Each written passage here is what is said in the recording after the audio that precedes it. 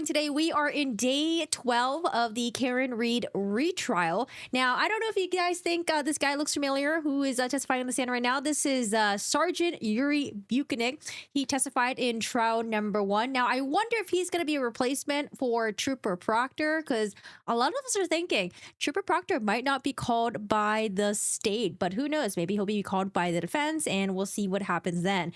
We're going to jump around here, and then court is currently on a lunch break. I don't know if they do 45-minute lunch breaks or hour lunch breaks, because I notice sometimes it's 45 or sometimes it's 1 hour, I think. I don't know. We're just going to have to figure out as we go. So I'm going to hop around with his testimony, and then hopefully, you know, when they're done with the lunch break or maybe a little bit afterwards, we will be all nice and caught up. But I did not stream the last two, was it the last 2 days of the Karen Read trial?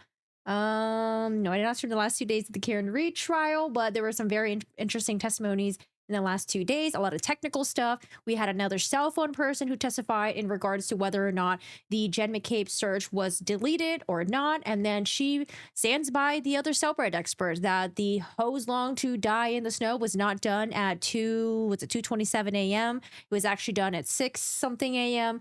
Apparently, there's 2 different stories. Karen Read says that she never told Jen McCabe to search that. And then Jen McCabe said that, like, after John O'Keefe was found dead and Karen Read was panicking, she wanted to, you know, have Jen McCabe Google about hypothermia. And so that's why there was searches.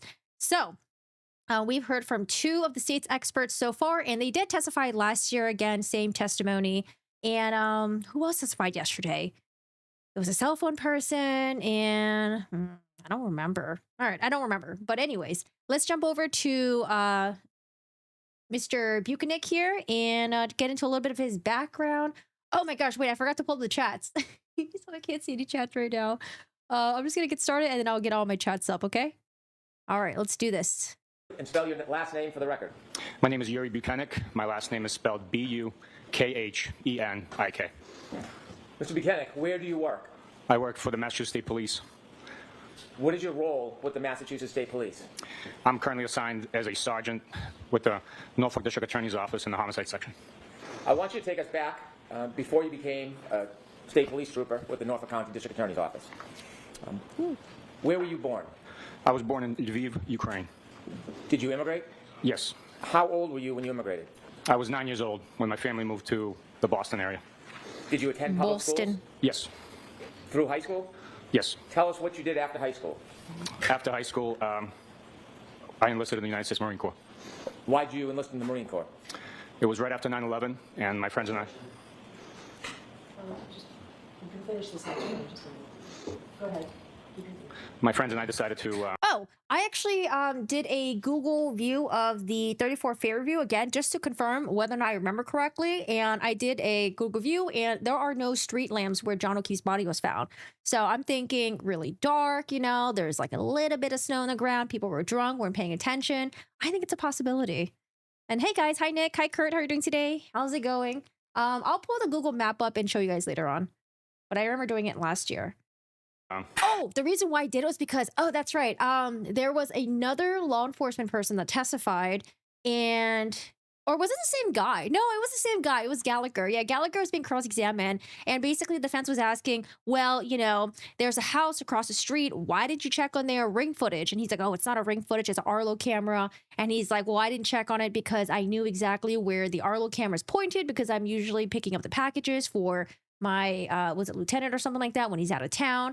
And so I was like, oh, kind of interesting, because I remember hearing about this camera footage that no one really checked up on. Because again, it goes towards the, like, you know, the cover up thing. Like, oh, they had footage and they didn't want to reveal it. And so I was trying to figure out where this house was, because, you know, it seems like, you know, the defense is trying to say the camera could have been pointed directly at 34 Fairview. And then the guy that was testifying in the stand, Gallagher, was saying that, like, no, it's like not really across from 34 Fairview. It's more across the other house, which is, I don't know, maybe 32 Fairview or something like that.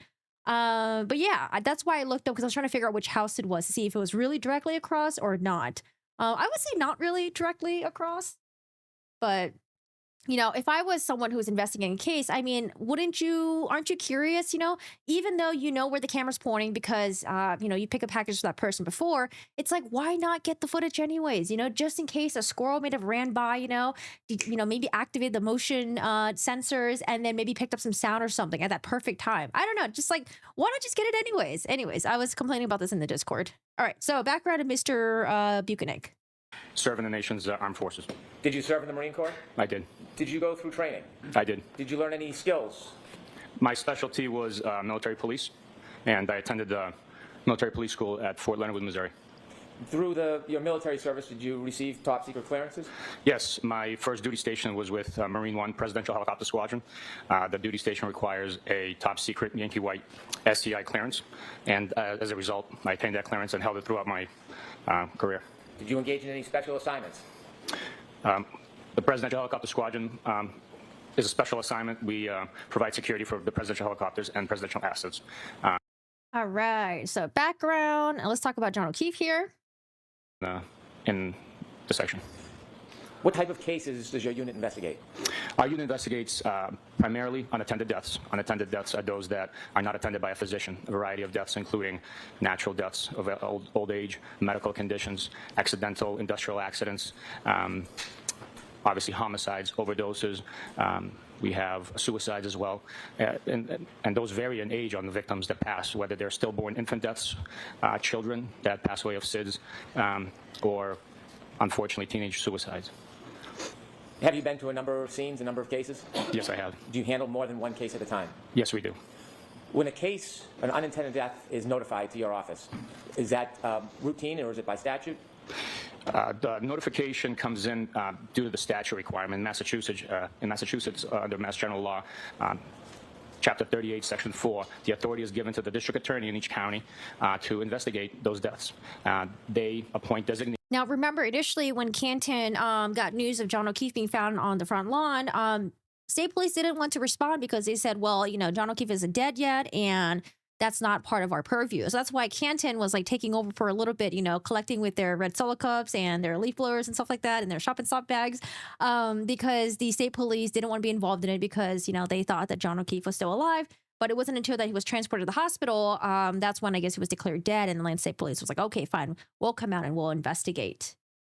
And within Norfolk County, those designees are law enforcement agents from the Massachusetts State Police. So, all right, let's go over to John's injuries that he observed at the hospital. Did you have a chance to enter a room or actually see Mr. O'Keefe? yes, I did. So at this point, I think he was with Michael Proctor. Michael Proctor was the one who was assigned to this case, and your Buchanan is his senior. And so they go to the hospital to look at John O'Keefe and look at his injuries and maybe collect some evidence. He passed at that time? Yes, he has. So when you walk in the room, what do you see? When I walked into the room, I saw a medical bed in front of me. Mr. O'Keefe was covered with a sheet, as is typical with any victim that has passed. There was a pile of clothing to the left, at his feet to the left of the bed. I observed several injuries on him once I lifted the sheet, and those were documented with photographs by Crime Scene Services, a member of the state police, who also met us at the hospital for that purpose. So there were other members of the team that were there to photograph Yes. Mr. O'Keefe and some of the injuries? Yes. How many people were in the room with you and Mr. Proctor when you were observing and viewing Mr. O'Keefe? There was a total of 3 of us, myself, Mr. Proctor, the Crime Scene Services individual. There was medical staff coming in, nurses asking us if there was anything that we needed to assist us with. But from law enforcement, there was 3 of us there. Now, I don't want you to try to give us a diagnosis or provide us an opinion of the cause of any injuries, but rather I want you to share with us, as you're observing Mr. O'Keefe in that hospital room, what are you seeing and what is standing out to you? I saw pooling of blood underneath his head. There was seepage of blood into the sheets. There was also swelling, discoloration, a large amount of blood pooling underneath his eyelids. There was no abrasions or injuries that I observed to that region. So to me, through my training experience, I took that as subject. Not to any medical observations, but just you as that learned. Sure. I'd ask you not to give your personal interpretations of what you saw. Rather, I want you to share with the jury what you saw through your view? There was also a tiny cut laceration to the eyelid. He did that last year as well. He was trying to give his like personal interpretations of certain things, and they kept like cutting him off for that. How's everyone doing, by the way? How are you guys? Happy Thursday, by the way. We're almost at Friday. Area. You're pointing to your right eye. Could you be Yes. specific, please? Also on the left nostril, there was a very small laceration there. Both were not actively bleeding. There were a series of cuts and bruises to the right arm, which extended from approximately mid forearm up to the mid tricep area of Mr. O'Keefe, and they were concentrated on the exterior of the arm. There was no other injury or marks on the interior or inside of the arm. Hi, Sarah. There was also a bruise on that same arm on the back of the hand. It was light in color. It wasn't a profound discoloration as the eyes appeared to me. There were also injuries to abrasion or cut scrapes to the knee, I believe. Which knee? The right knee. I apologize. You had first described swelling in the right eye, and then you had just said the eyes. Could you be specific? Was the swelling in one or both eyes when you saw Mr. O'Keefe? When I saw Mr. O'Keefe, the swelling was in both eyes. It might not have been exactly symmetrical, but there was swelling, discoloration in both eyelids of Mr. O'Keefe. There was also blood pooling in the cavity of the eyeball, both sides of the eyeballs. Do you know about what time it was that you visited Mr. O'Keefe and made these observations? It was sometime between 12:30, 1 o'clock, and 2 o'clock, I would assume. You mentioned that there was pooling on the back of Mr. O'Keefe's head. Did you look for any injury? Yes, we looked for injury. All I could tell, there was bleeding happening. I could not tell exactly what the extent of the injury was, not being a medical professional. You mentioned there were a pile of clothes in the floor. Is that uncommon? No, it's not uncommon at all. Did you have any opportunity, or did you decide to look at those clothes? Yes. All right, now we're going to jump over to when they start heading over to Dighton, where Karen Reed and her parents are. So at this point, Karen Reed was picked up by her parents. I think they went to 34 Fairview to get Karen Reed's car and maybe some other stuff at John O'Keefe's house. And then she went over to her parents' house. So now they're trying to locate Karen Reed, get a statement from her, and then also take a look at her vehicle. Now, sad part is no body cam footage, no recordings. Sucks. Action right now, Mr. Brennan? I would defer to counsel. Mr. Jackson, you want me to I'm not give asking for a one. humane practice instruction? Yes. Yes. All right. So, folks, you're about to hear testimony regarding a statement or statements that were allegedly made by or attributed to Ms. Reed. I'm going to instruct you in more detail at the end of the case about this matter. However, I want you to understand that at this time, as the statements are offered into evidence, that before you may consider the content of any such statement made by the defendant as evidence, you're going to have to make a preliminary determination about whether or not it can be considered by you as evidence at all. In your determination, at the end of the case, you're not to consider any such statement by the defendant as evidence, even though it's presented to you through a witness at trial, unless, from all the evidence in the case, you first determine that the Commonwealth has proved beyond a reasonable doubt that Ms. Reed made the statements she's alleged to have made, and that she made it voluntarily, freely, and rationally. It's like the same thing as like the text messages. She gives like the same statement, just like a heads up to the jury. All right, go ahead, Mr. Brennan. Thank you, Your Honor. Sir, I want you to begin from when you were in the living room. You're beginning conversation with the defendant, the presence of both her father and mother. You're with Mr. Proctor. Can you share with us the conversation that you had with the defendant? Yes. She stated that she's willing to answer our questions, but she didn't want to go into too many details. That's how the conversation began. She provided us the fact that Mr. O'Keefe was hanging out with a friend of his at 5 p.m. at the One Meadows Ave residence, following which he proceeded to C.F. McCarthy's in Canton, where the defendant stated that she met him approximately at 9 p.m. She was drinking vodka sodas. Mr. O'Keefe was consuming Bud Light beer. After C.F. McCarthy's, they proceeded to the Waterfall Grill and Bar. At this point, the defendant was asked if she brought a beverage with her from C.F. McCarthy's to the Waterfall establishment, to which she stated she didn't think so. After the Waterfall. Why did they ask her if she brought the beverage with her? At this point, did they already see the footage from the bars? The defendant stated that she dropped Mr. O'Keefe off at 34 Fairview. She was asked if she saw him go in the house. She stated no, she did not see him go in the house. She was asked about the damage to her rear taillight, to which she stated, quote, "I don't know how I did it last night," end quote. Once she provided us with the fact that she dropped him off and never saw him go in the house, she was asked to provide details about her leaving. She stated that she made a 3-point turn and left. She was asked to provide some explanation of how Mr. O'Keefe sustained those injuries that he had. She did not... Let me stop you there. Did you get an answer to your question about how he sustained the injuries or the details about the 3-point turn? No, I did not. You mentioned that when you were at Good Samaritan Hospital, you saw blood on the back of Mr. O'Keefe's head. Yes. Did you ask the defendant anything about that injury? Yes, we asked about the injuries that Mr. O'Keefe had, that he had been displaying, and whether or not he had those injuries the night prior at either McCarthy's or Waterfall, to which the defendant stated she didn't see any injuries on him. But then she provided a statement saying that Mr. O'Keefe bumped his head 2 nights prior and asked her about it, which to me seemed kind of strange. But without the commentary,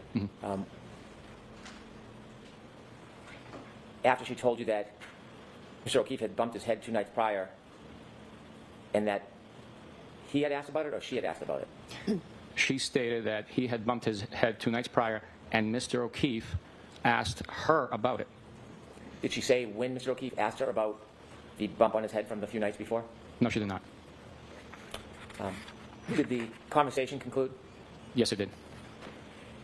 After the conversation concluded, what was your next step?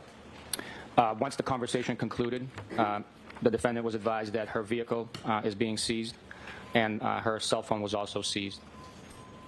Were there any other items at that point that you were seizing, other than the cell phone and the vehicle?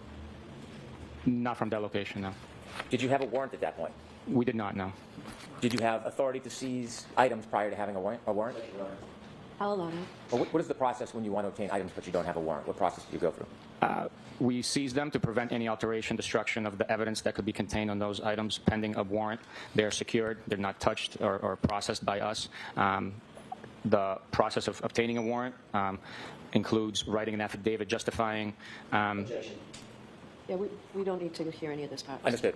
Understood. Did you ultimately obtain both the phone and the vehicle?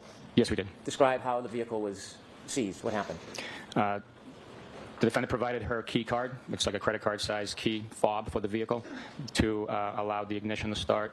It was driven onto a flatbed tow truck, secured, and then we followed it from Dighton to the Canton Police Department. Was video ever provided that showed part of that vehicle being loaded onto the tow truck? Yes, it was. Have you ever reviewed that video? Yes, I did. When you were at Dighton and the defendant's Lexus was being put on the tow truck, about what time was that? It was approximately 4:16, 4:15 in the afternoon on the 29th of January, 2022. Now, you mentioned that you took a cell phone. Are there parts or people, participants on the team that handle that specific type of evidence? Yes, we have troopers that are specialized, trained, and have expertise in digital forensic analysis, extraction, and processing of digital devices. Is that something you do? I am trained in certain portions of it, but I am not an expert like them. Did you manipulate? All right, next portion. I think when they're looking at the morning break, and then wait, hold on a second. There was like Sally Port stuff, right? And they had a conference. I guess I don't need to listen to that part. This is just basically where he's pulling Is that out the you retrieved from the Good Samaritan items. Hospital? It is. That's John's shoe that they got from the Okay, any hospital. objections, Jackson? All right, thank you. John's Can you show the back sweatshirt. May I approach? Yes, thank you. This is his other shirt. T-shirt that he was wearing.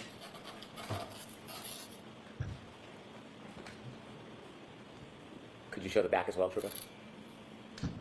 And then let's go to the tail light pieces.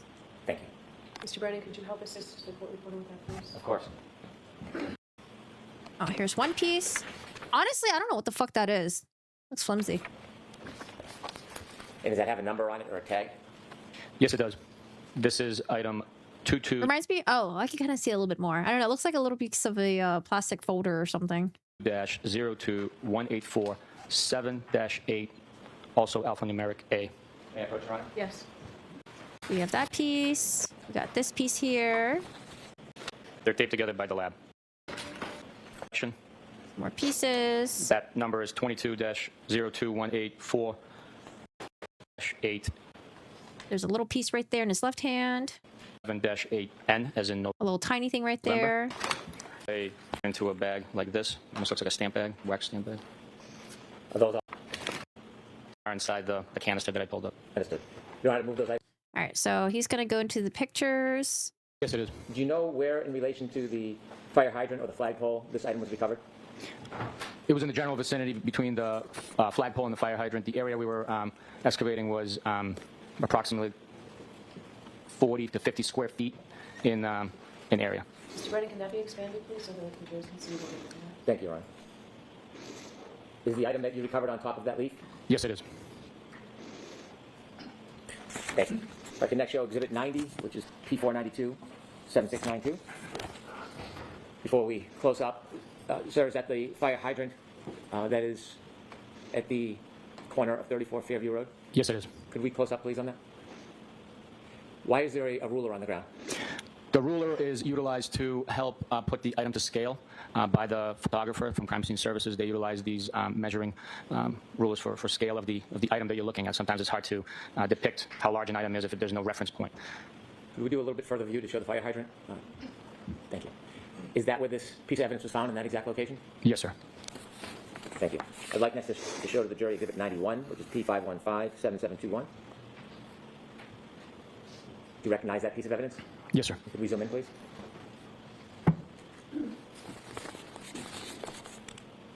Is that the same piece of evidence that is depicted in Exhibit 89, P490-7690, a different angle with the ruler? Yes, sir.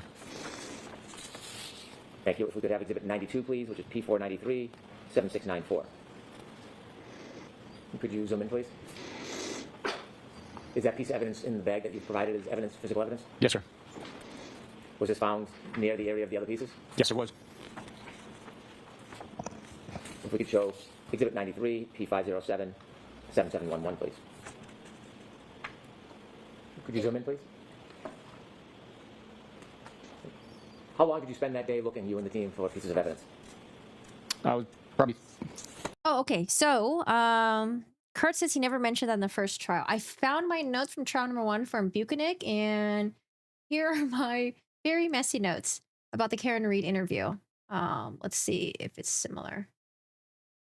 Talk to Karen Read mom, police courteous, info gathering, the parents were there, recollect events from Karen, answering questions, didn't want to go into too much detail because of what happened. Conversation in a normal tone of voice, asked about plans and activities leading up to the victims discovered, said in a relationship with John, got into a fight over what niece and nephew had for breakfast, met the victim at CF McCarthy at 9 p.m. She was drinking vodka sodas, parked vehicle on Washington side of the waterfall. Did she leave McCarthy with a glass? Karen said did not. Went to waterfall for about an hour. Was invited to the resident. Drove to 34 Fairview. Dropped off John. Said did not see John. Walked into the house. Did a 3-point turn and left. How did she find out about the damage to the vehicle? I don't know how it happened last night. She had stomach issues. Did not want to enter the residence. Woke up. Began looking for John. Found him in the snow. Began CPR. John bleeding. Nose, mouth, eyes swollen. Asked Karen about 3-point turn, and then the interview was terminated. That's what I have from what he said last year. The only thing that he didn't mention that was mentioned this time was something about the John bumping his head 2 nights prior or something. Seems like everything else is consistent except for the bump thing. And then was there anything else? Vodka soda. Yeah, about the bump thing. 45 to an hour. And finally, if I could show Exhibit 94, P503-7707. And could you zoom in, please?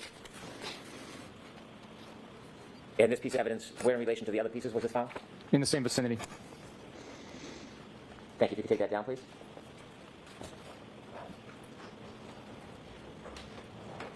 When you were searching, did you find any item near the street area? Yes, we did. What did you find? A black plastic drinking straw. Near the what? Oh, near the street area. Could you retrieve 536 for us, please?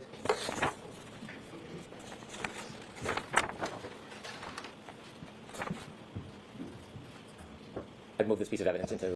Let's wait till it's mine. Drinking straw that we found at 34 Fairview on a paved berm. All right, he's gonna go to the pictures. I'm just gonna jump over to the pictures. They're gonna pull out a straw. Okay, it's a black straw. And I guess I should probably screenshot these, shouldn't I? All right, let's screenshot them.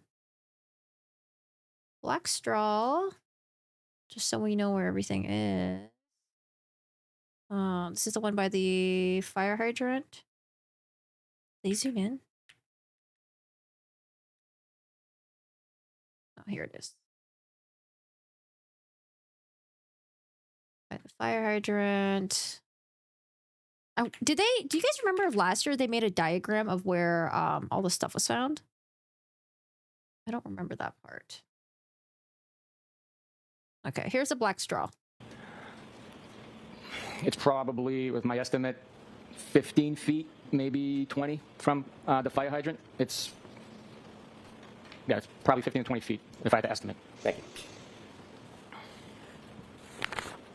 Oh, I do have You pictures from mentioned that one of last the items year. that you went back to Fairview to try to find was a hat. Why were you specifically looking for a hat? I had learned that Mr. O'Keefe was wearing a black baseball hat the night prior to the incident. So with us recovering the clothing from the hospital and the hat was not part of that pile of clothing, we needed to see where the hat was. That could have been a lead. That could be a clue of where Mr. O'Keefe was last prior to being discovered. Did you or the team ultimately find a hat that morning? Yes. Could I have you produce 537? Yes, sir.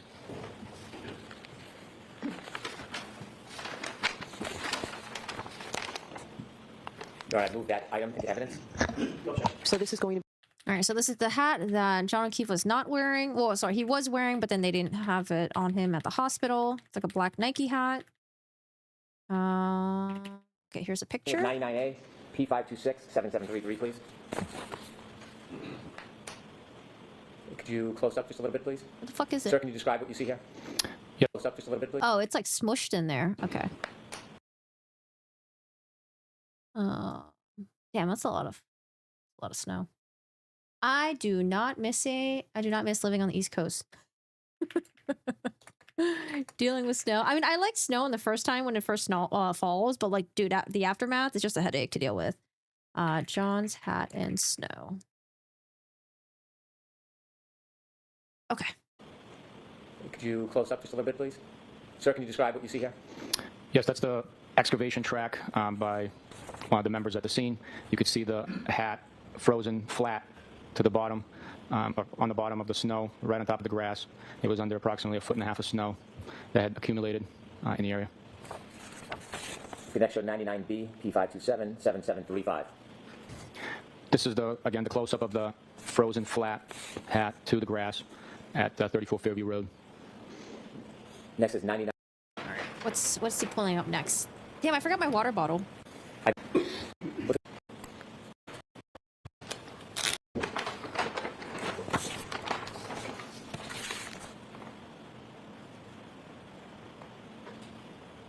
Oh, I'm sorry, buddy. I'm sorry. Thank you. We got more taillight pieces. With the court's permission, I'd like to show those photographs to the jury. Yes. P46, please. P46. Is that a photograph of the item you just showed the jury, sir? Yes, it is. And where was it in relation to the other pieces that you had found on February 3rd? It was further to the right. If you're looking at the property, if you have the fire hydrant on your left, it was further to the right, on the right bank of the snow that was melting on the lawn. Is that on the lawn or on the pavement? That's on the lawn. And could we show the close-up, please, P47? Oh, okay. I was like, that looks like a giant fucking piece because there's no ruler. But then when we zoom out, okay, it looked fucking huge. Thank you. You can take it down, please. When you recovered those items, did you go through the same protocol of gloves and bags? Absolutely. Did you return to 34 Fairview on February 10th? Yes, I did. Was the snow in a different state than when you last left it on February 3rd? Yes, it had receded significantly. When you went back on February 10th, were you with anybody? I believe I was with another trooper. Do you know who that was? I don't remember. I'd have to refresh my memory. Was it Michael Proctor? It might have been, yes. Could you produce 7-11, please? Yes, sir. Does. I move that into evidence, please. Okay. size of the...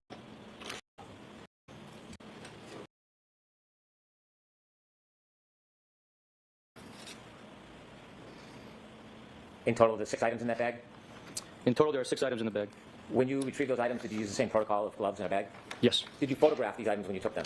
Not on this day, no. Why not? We had been to the scene so many times. It was the same general vicinity, and we just made the decision not to have crime scene come out to photograph these six pieces. Were they in any remarkably different position than the other pieces? Anything that stood out, or were they in the... Let me rephrase that. Where were they generally in relation to the other pieces that you had found? They were all in the general area where the other pieces had been located. It was on the left side of the lawn, but near the flagpole, between the road and the home. Was there another group of items that you found that day that you put in a separate bag? Yes. Could you provide us... May I approach the microphone? So I was looking at the street view again. I mean, the flagpole and the fire hydrant is not really that close to each other, right? I mean, it's close, but not that close. Because I was thinking, like, okay, could he like have hit? I don't know. Still don't know what could have happened, but they're kind of far away from each other. And my understanding, based on I went back and looked at testimonies. I think John's body was found right here, like right around like this general area, not near this area, but here. Oh, by the way, that's 34 Fairview. Whoever tried to block the image, I can still see your house. Don't tell them that though. But yeah, the reason why I was doing the Google image here is because I was trying to figure out who was the house that had the Arlo/Ring camera. And the owner of the house, of course, they blurped their house out. Because I was trying to see where the camera was and then whether or not it was really across the street from 34 Fairview. But it looks like it's more across from here. But, you know, depending on how the camera's angled, you could potentially see a little bit of this part. But if it's just a camera that's angled at your front doorsteps because you're trying to get packages or keep track of that, then... I mean, that's the reason why the guy said he didn't look at the camera footage or even bothered looking at it or even getting it, even though I think he should have just fucking got it anyways. But, yep, unfortunately. But yeah, just for you guys, it's just the distance between the flagpole. That's the fire hydrant. That's 34 Fairview. And this is... Cameras could have caught the sound of an argument or collision, but they didn't pull it. Doesn't make sense. It's motion activated, apparently. And so, I don't have an Arlo, but for cameras, I mean, depending on like what year, what settings it is, I have my cameras for motion activated. I don't have them for, like, mine doesn't get triggered by sound because there's just too much noise and you just wouldn't want it to fill up your cloud storage or whatever, you know? So it depends on your camera settings. But if I was a investigator, I would still look at it and still get it. Just because, you know, I'm making assumptions about it, just fucking get it anyways. I don't know. It's just like, I mean, Gallagher's the same guy who got the red solo cups and the leaf blower and all that stuff. So, I mean, does it really surprise me that he lacks the curiosity to want to check the fucking surveillance footage anyways? I guess not, but it's really a disservice. You know, if you're a detective, or sorry, he's not even a detective. I know he works for Canton PD, but still, just have some curiosity. Just fucking look at it. Just do it. Just do it just in case, you know, just have it on hand. Because like I said, let's say it's motion activated, right? If it was motion activated, what happens if a squirrel just happened to walk by the front porch at that same exact time and then maybe captured some audio, right? Like, just in case, just fucking do it. It's stupid. Anyways. So, I mean, I can see why people are writing on, you know, fucking law enforcement's ass for, you know, not having the proactiveness to even look at the surveillance footage here, right? Instead of making assumptions. So, I mean, that's what they get. You know, people are going to come up with all these different theories as to why they didn't do it, and they should have fucking done it. That's what they get. Hey, Persades, how are you doing today? Hello, hello. How is everyone doing today? Hope everyone's well. Hi, happy Thursday. Hello, hello. How's it going? How are you doing today? You don't need to shout. This is my normal talking voice. Deal with it. All right, let's go back to Mr. If I mark this one for Buchanan. evidence, Ross.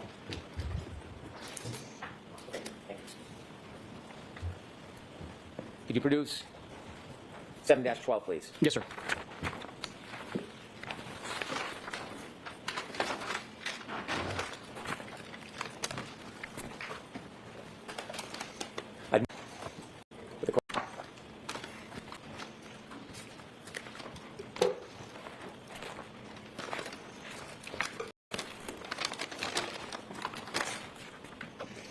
In that bag, are there different If this wasn't a cover up, they sure do a good job at making it look like one. It's like laziness, incompetence, lack of curiosity. It's just really unfortunate. types of items? The items you showed us before were appear to be plastic. Yes, these items are packaged in wax paper. There's 14 pieces. What is this case again?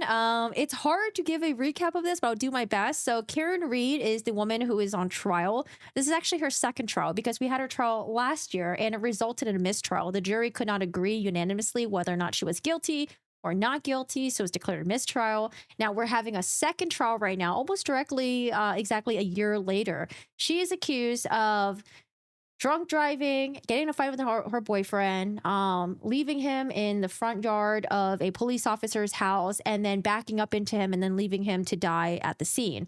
However, her defense has a different theory of what happened to him. They think that he did go inside the house and that there was maybe some sort of commotion. He got beat up and then got left on the front lawn of the police officer's house. And we just got theories flying around everywhere. Now, the issue with this case, the reason why there's just a lot of different theories out there is because law enforcement just kind of sucked. We watched a lot of trials and usually, we're like, oh, wow, law enforcement, they did this. They document the evidence like this. It's like more neat and organized, more professional. But here we just have a lack of professionality. And I don't know if it's like, I don't want to just blame it on like small town cops because at some point the state police does take over. And what are the excuses then, I think there's just lack of professionality and there's just laziness. And like I mentioned earlier, like lack of curiosity. And it's just unfortunate because now it's hard for a lot of people to look at this case and want to trust law enforcement because there's just been a lot of just weird shit, just weird shit. But anyways, that is the case. And she's on trial number 2 right now. Total, and these items contain glass and plastic fragments, some of which are also within like a cylindrical tin container that you saw earlier. Could you show us some of the glass pieces, please? Yes, sir.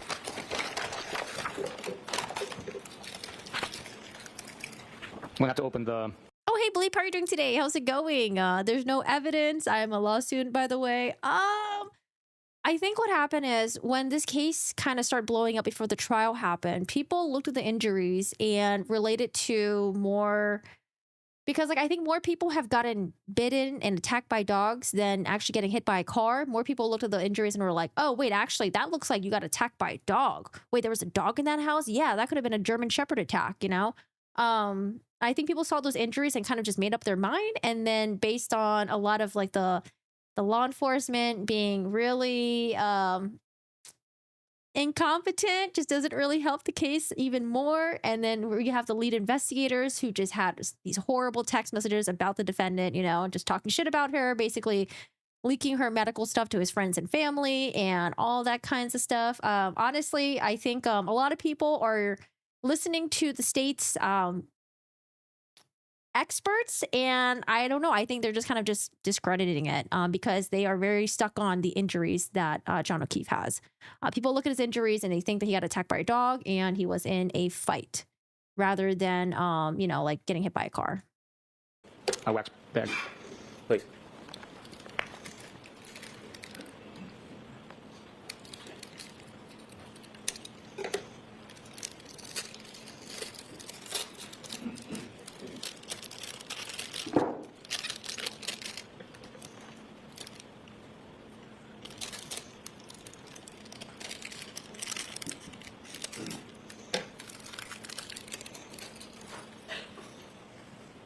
Some more taillight pieces. We got some clear ones here.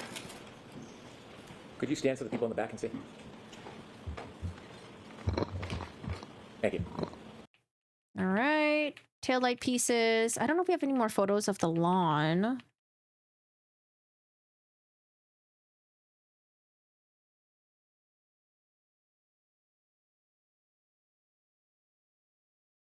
Text chain. Was there an investigation? There was. Oh, okay. Let's get into the text messages between Proctor and I think he was like part of the group chat as well. And during that investigation, you were Michael Proctor's supervisor? I was. After the investigation was done, did the state police make any finding against you for that text chain? Yes, there were 2 sustained findings as a result of that investigation. Did you initiate that text chain? No, I don't believe so. You did react with a thumbs up? I acknowledge the text message that he sent, a portion of the information that came through on my watch. And the two sustained findings against you, were one of them for failure to adequately supervise? Yes. And the other, was it regarding a routine or regular review that it didn't consider that text chain? I'll rephrase. Okay. That second sustained finding, was it regarding a review of the performance level of Mr. Proctor? That's correct. Sustained is to full. Was there a second sustained finding? Yes, there was. Did it relate to the review process of a subordinate? Sustained is to full. Okay. What was that second sustained finding about? The accuracy of the review of the quarterly performance evaluation. You said quarterly. How often would you write reviews for subordinates? Every 90 days. Was there any other sustained finding against you? No. Was there punishment in light of those two sustained findings against you? There was. And what was that punishment? I lost 5 vacation days. Do you presently work in the Homicide Division of the Norfolk County District Attorney's Office? I do. Are you currently a sergeant? I am. Have you ever reviewed that entire chain that was at issue? Only through the documents provided for me during the internal investigation. Yeah, Proctor, Your Honor? Yes.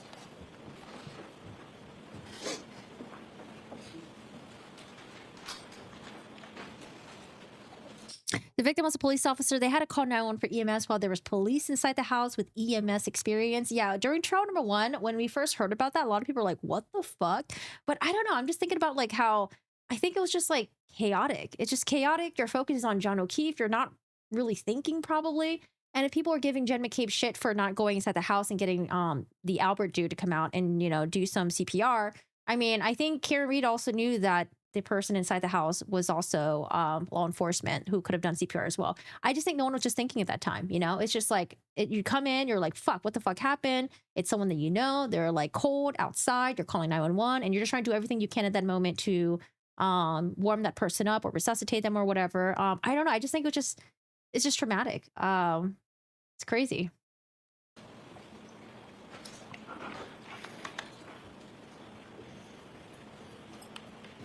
Yes, stand here. Sure. So I'm going to ask you to take a look at that document. And if you turn the page, All right, they're about to read Proctor's text messages. does it begin to, one more page, please. Does it begin to reflect the email chain? Yes, it does. Do you remember this email chain? If someone died on my front lawn, I would definitely be outside. Yeah, I would too.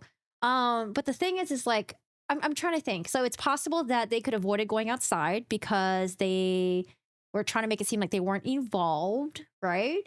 But I was like, okay, well, they're part of the cover-up. Wouldn't they want to go outside and give the narrative to law enforcement right away? Be like, oh, hey, like, yeah, he never came inside the house, instead of just like waiting inside.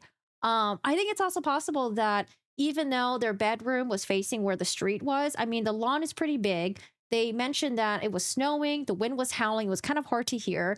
We got footage and audio from the dash cam inside the car, and even we couldn't hear conversations. We would once in a while hear screams from Karen Reed, but again, the vehicle was like right there. People who testified said that it was loud, the wind was howling. And then also after a night of drinking, sometimes you're a heavy sleeper. I don't know. There are times where after a long night of drinking, even though I'm a light sleeper, things can wake me up. It's possible that I could have just like slept through it. And there was the law enforcement, fire department. They said they didn't have their sirens on. They had their flashers on. And then my sister, she's like an extremely heavy sleeper on like a normal day. We would have this alarm clock that she would blast, like different types of alarm clocks that would be blasting, and she would just sleep through it. I don't know. Maybe some people are heavy sleepers, or you're a heavy sleeper when you're drinking. Now, the question that I do have is about the dog. That is still lingering in my head because I want to know, okay, where was the dog? Was the dog just like sleeping through it? Did the dog not hear because the snow was so loud outside? Did he not hear the, Karen Reed screaming? Was it stifled by the snow, by the winds? So I am curious about where the dog was. But I don't know. These things are like kind of like up there in my mind, but does it really make it or break it? I'm just like, I think it's possible this could happen. It's possible that could happen. I don't know. I just don't see it as like, boom, like this is like sealed and shut. I just think there's just too many factors out there to consider. Chain? I remember seeing it when I reviewed it. I don't remember the intricate details of these messages. Do you remember that photograph? I don't.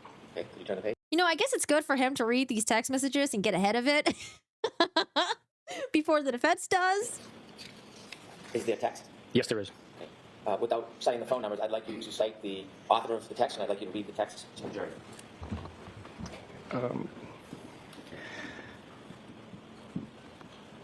you want me to date it in time? Or no? Sure. August 17th, 2022, 9:44 p.m., 25 seconds. Funny, I am going through his retarded client's phone. I'd like you to read all of them, please. Making this guy read Proctor's messages. So this is Proctor in a group chat, I think, with this guy, maybe some other people. And they're basically talking about Karen Read and her R-worded attorney, I think Yannetti. Next one, no nudes so far. I hate that man. I truly hate him. Hey, can you give the author for each comment? And can you start again because I want us to understand? I'm sorry, can you repeat that? The author, whoever makes the comment, I'd like to have the name of the author. I'm sorry, this document does not identify who the author is, sir. Okay. Yeah. Yes. So when you hear the lead, when you hear the lead investigator writing text messages like this, you know, a lot of people are like, huh, okay, that's interesting. Seems like this guy is not a very professional guy. It identifies this as your phone, That is, yes. but each comment doesn't identify who sent it. No, it does not. I assume it's an extraction from one device, but I see. If you've made any of the comments yourself, would you tell us? if I made those comments? No, if you make any of them in here as you read them, will you point out if you... Absolutely, absolutely, yes. Please. Okay. And if you don't know who made the comment, can you just identify that for us as you read it so we know? Okay, do you want me to continue the next page? Why don't we start over because I should have been more clear in my direction. Could you begin again? So in the beginning, it says, funny, I'm going through his retarded client's phone. Is that your comment? No, it is not. Okay, next. It appears to be the same person because of the way that the extraction happens, and it says no nudes so far. Again, I believe it's the same person because all of these are identified as sent. It says, I hate that man. I truly hate him. Do you have any belief that's Michael Proctor who was writing these? Yes, I believe that is. Next, please. There's more. There's a blank page, and that's the end. Yes. Now, he was Michael Proctor's superior. He didn't reprimand Proctor in these text messages. And when there was an investigation into these text messages and the behavior of Proctor in this investigation, he did get in trouble. They took away his vacation days or something like that. But he still holds his position.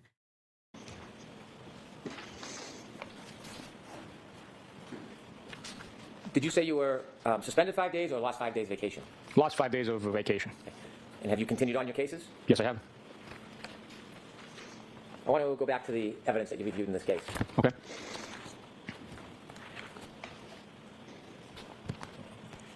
Did you get to look at the ring video for John O'Keefe's home at Meadows?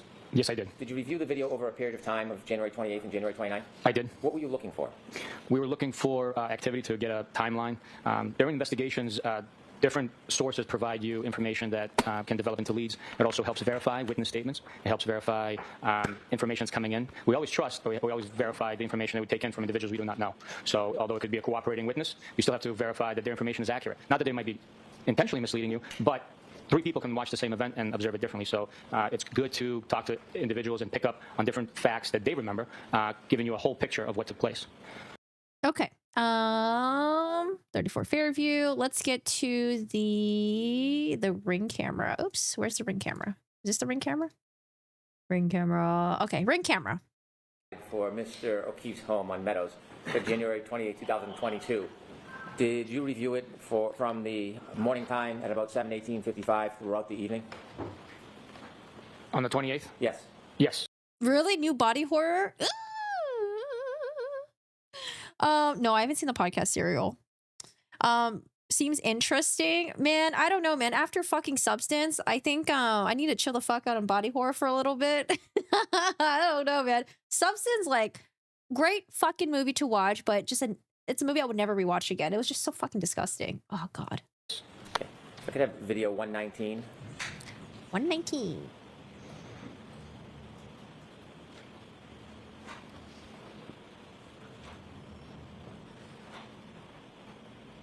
John's kids, I think, going to school in the morning. I don't see a timestamp. You want to see Weapons? You watched it 3 times? How? The ending was so gross. What is Weapons about?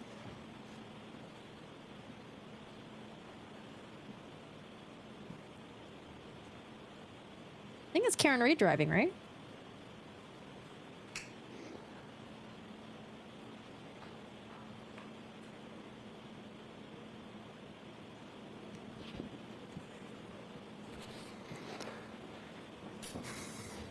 Thank you.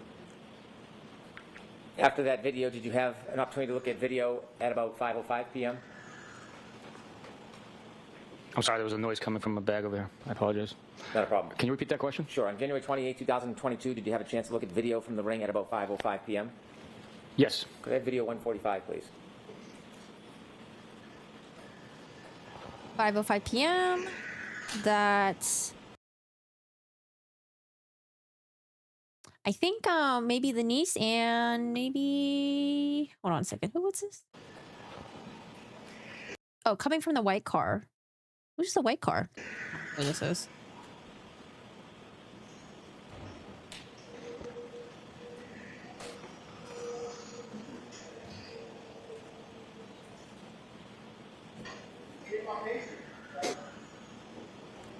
John's Thank you, Ms. friends, Gilman. maybe? There's another Conjuring? have- Yes, I love There's more Conjuring. video.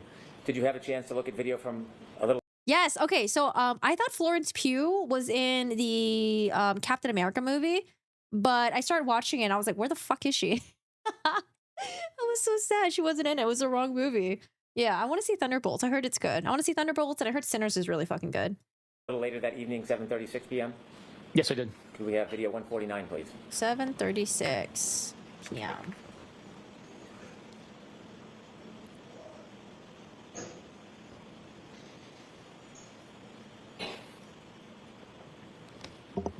Oh, I think I know who that is. Okay, John's friend Michael Camerano came over at 5, and I think he brought his daughter over to the house.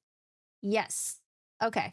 And then this is basically John and I think Michael Camerano leaving to go to the bars.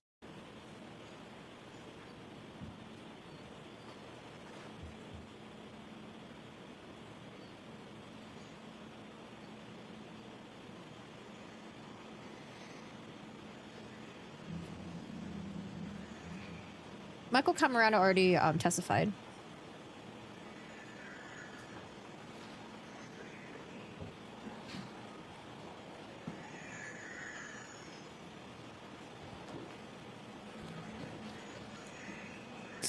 Thank you. In your investigation, did you learn that the defendant's phone connected to Mr. O'Keefe's Wi-Fi at his house on January 29, 2022 at 12:36:39? Yes. Did you look for any ring video for that time, 12:36:39? Yes. Was there any ring video on 2022? Yes, I did. Could we see video 153, please?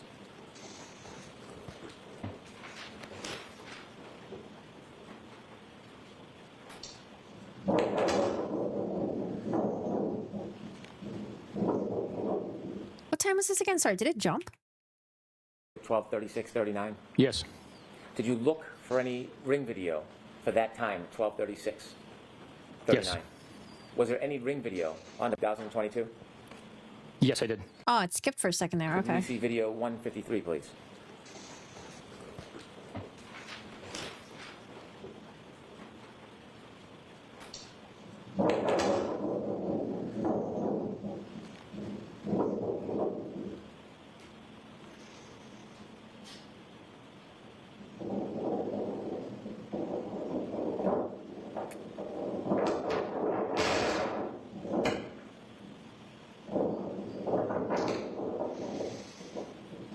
Thanks, Sarah. Thank you.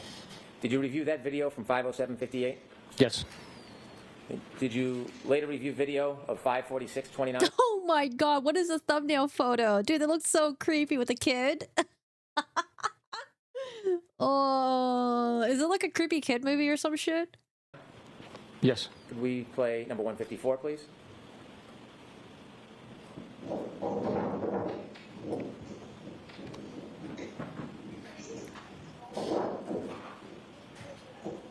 Could you stop that, please? Do you recognize what's in that video? Yes, I do. What is that? That is top left corner is Mr. John O'Keefe's vehicle. Middle left side of the screen is a black Lexus SUV registered to Karen Reed with the license plate based on that registration. And then on the right side, I believe that's Miss Carrie Roberts' vehicle. Did you see the people enter the house? Yes. Did you look for further video after the people arrived at 5:46:29? Yes. Was there any video of those three people leaving? No, there was not. Was there later video at 7:05:16 a.m.? There was, yes. Ms. Gilman, can we see video 155, please?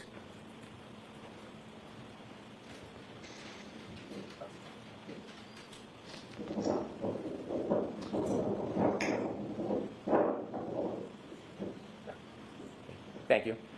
Did you later see video at 8:23 a.m.? Yes. Can we have exhibit or video 159, please?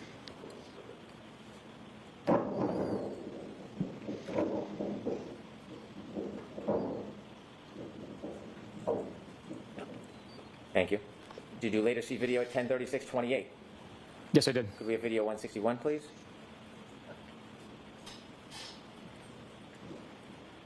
Could you stop that, please? Do you know who's in that video? I believe it's Mr. Paul O'Keefe and Mrs. O'Keefe. Could you please play?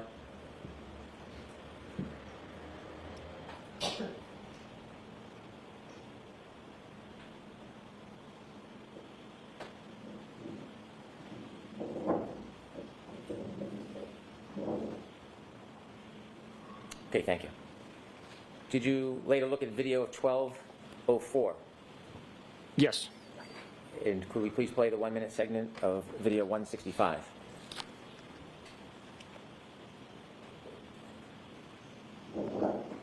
Could you stop What time is this? video 165? 12:04. Yes. Okay, thank you. Did you later look at video of 12:04? Yes. And could we please play the 1-minute segment of video 165?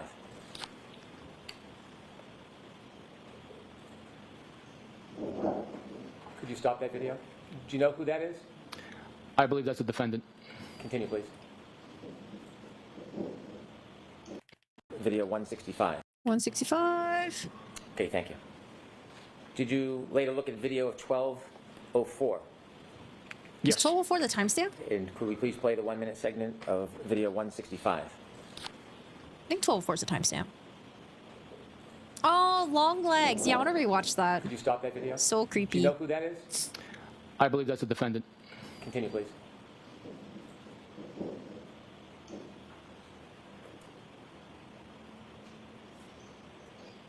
Could you stop that? Do you know who exited the car? I believe that's Mr. Reed. Okay, continue, please.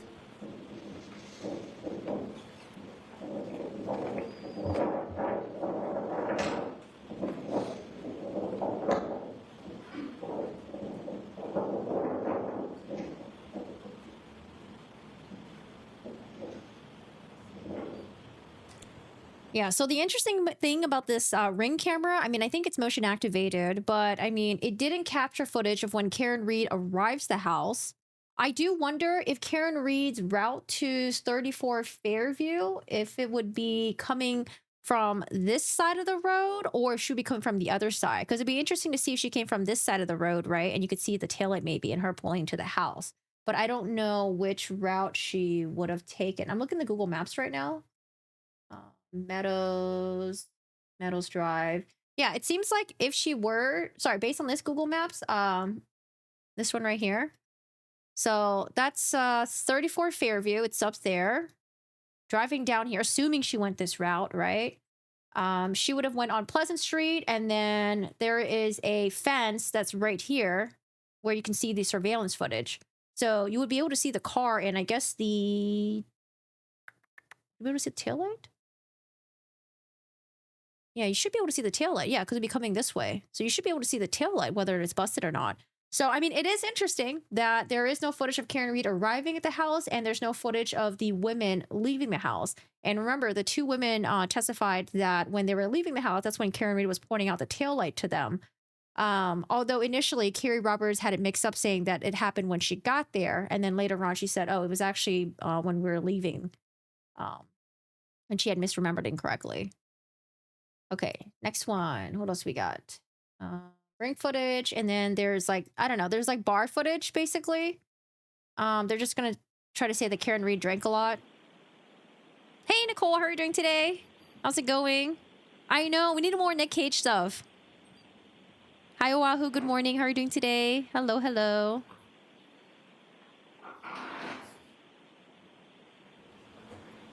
So, I mean, we watched this last year. And again, you know, they're trying to say that Karen Reed had a total of how many drinks again? Like 6 or was it 6 drinks total? Because at some point she has this like vodka sodas and she was pouring the shots into it. But in her interview that she did after the fact, she said that the drinks were really weak, and that's why the drinks were really weak. John was like, oh, hey, order the shots by itself and just pour it in there. So they're trying to show that, you know, she was drinking a lot and then maybe she wasn't. Layperson's term is raccoon. All right, let's get to after the lunch break. Oh, was there lunch? Okay, after the lunch break. Honestly, I don't even know why the fuck we're even looking at this footage, because it's just, look at this. It's paranormal activities. I can't even see anything. I can see some stuff, but I can't really see anything. Play. We'll just let them play. Okay. Corey, you can confirm. Yeah, the movie's pretty fudged up.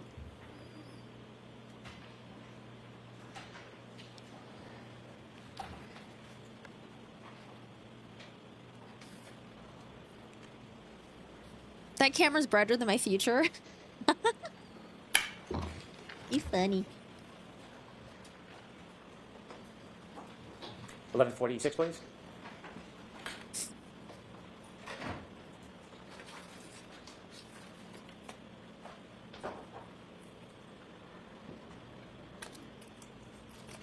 I mean, I guess I can spot out Higgins, you know, in the hoodie.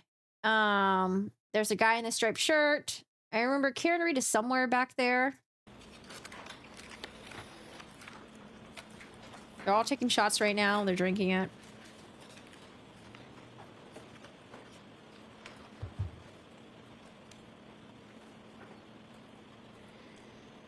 $12:06, please.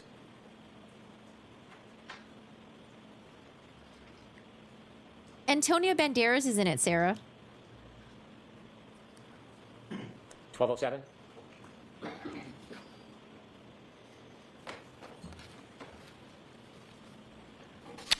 $12:10, please.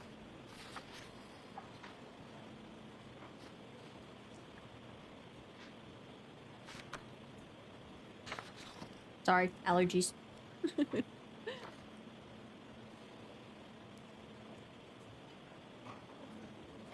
Did you see the last person walk out the door in that video clip? Yes, I did. And did you identify who that is? Yes, it's Mr. John O'Keefe. He's wearing the two-tone gray sweatshirt with the sleeves pulled up towards the elbows. Is that the same clothing that you found at Good Samaritan Hospital when you went to visit? Yes, it is. The baseball hat, did you have an opportunity to look at the hat he was wearing? Yes, I did. Is that consistent with the hat that you and the group found on February 3rd, 2010? Yes, it is. The pants? Yes, it is. And Proctor Honor? Yes. Oh, how's the game, by the way, Bleep? 108C. This is already introduced to evidence. When you studied that photo, do you notice anything in Mr. O'Keefe's hand? Yes, in his right hand, he's holding a short-style cocktail glass with black drinking straw protruding from it as it is backdropped on the snow in the hood of the car that's parked outside. Could we show 108C, please? Ms. Gilman, could you focus the best you can on the drink? Is that the photo you looked at? Yes, it is. Can you point out or explain where you see the drinking straw? The little tiny pixelated thing right there. Absolutely. Right there, to the right of the red indicator, you could see the straw protruding out of the glass Mr. O'Keefe is holding in his right hand. Thank you. You can take that down, Ms. Gilman. Do you think this bar has upgraded their surveillance systems ever since this? I'm going to allow it. You can take that down, Ms. Gilman. Thank you. One last matter, Trooper Lieutenant.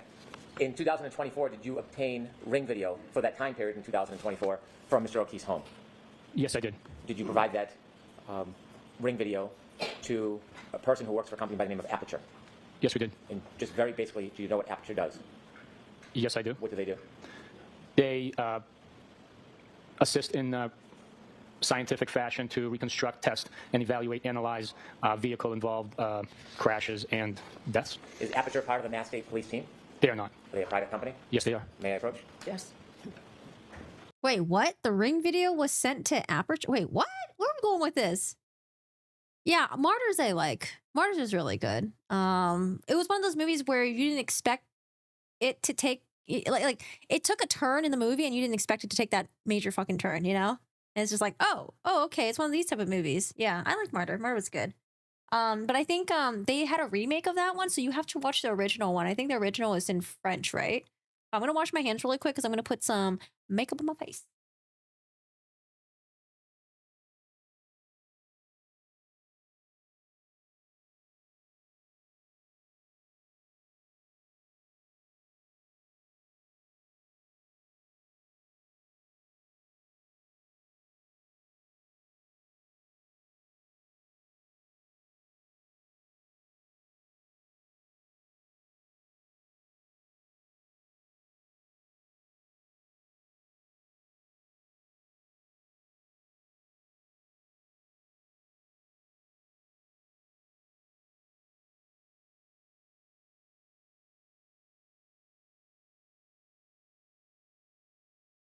Cheryl says hi, by the way. There's a 2015 English remake. I don't know if I watched that one. Was it any good?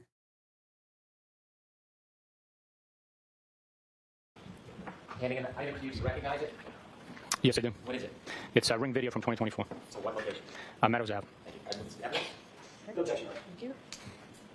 I have no further questions. Okay. Thank you. Oh, cross-examination? Woohoo! Cross-examination is going to be fun. Whenever you're ready, Mr. Jackson. Thank you, Your Honor. Good afternoon, Sergeant Buchnick. Good afternoon, sir. I want to talk to you for a second about roles in this case, in this investigation. Would you agree with me that Michael Proctor was the lead investigator as well as the case agent in charge of this case? He was assigned as the case officer for the case. In that position, given the fact that it was his assignment, would you agree with me that he had a leadership role insofar as the investigation of the case is concerned? I wouldn't call it a leadership role. It's more of a facilitator, liaison between the DA's personnel within the office and the state police. He also helps facilitate any missions, outstanding tasks that need to be completed. He obviously had a supervisor, correct? I'm sorry, can you repeat that? He obviously had a supervisor, correct? He did, yes, that would be myself. That would be you. Yes. Every case has some lead trooper in your unit, correct? Every case is assigned to someone to sort of be in charge and lead the charge of the investigation. Is that right? Every case has a case officer that manages the investigation. Right. And managing the investigation doesn't mean just, typing up schedules. It means actually managing the investigation, like deciding what search warrants are going to be written in certain circumstances. That's one example, correct? They're responsible for writing and authoring those search warrants. Sometimes the recommendation, suggestion, or leadership comes from the supervisors or the DA staff where their experience might dictate otherwise. And sometimes it comes from the lead case agent himself or herself, correct? At times, yes. Every team, even back when you were in the military, you were on many, many teams in the Marine Corps, correct? I'm sorry, you were speaking, facing away from me. I couldn't hear you. Every team, including back in the time you were in the military, back in the time you were in the Marine Corps, every team has multiple individuals involved in that team, correct? That's the whole point of a team, multiple people, correct? I would agree with you that a team consists of more than one person. And there has to be some sort of echelon of leadership on that team, correct? Everybody's not just an equal, co-equal, correct?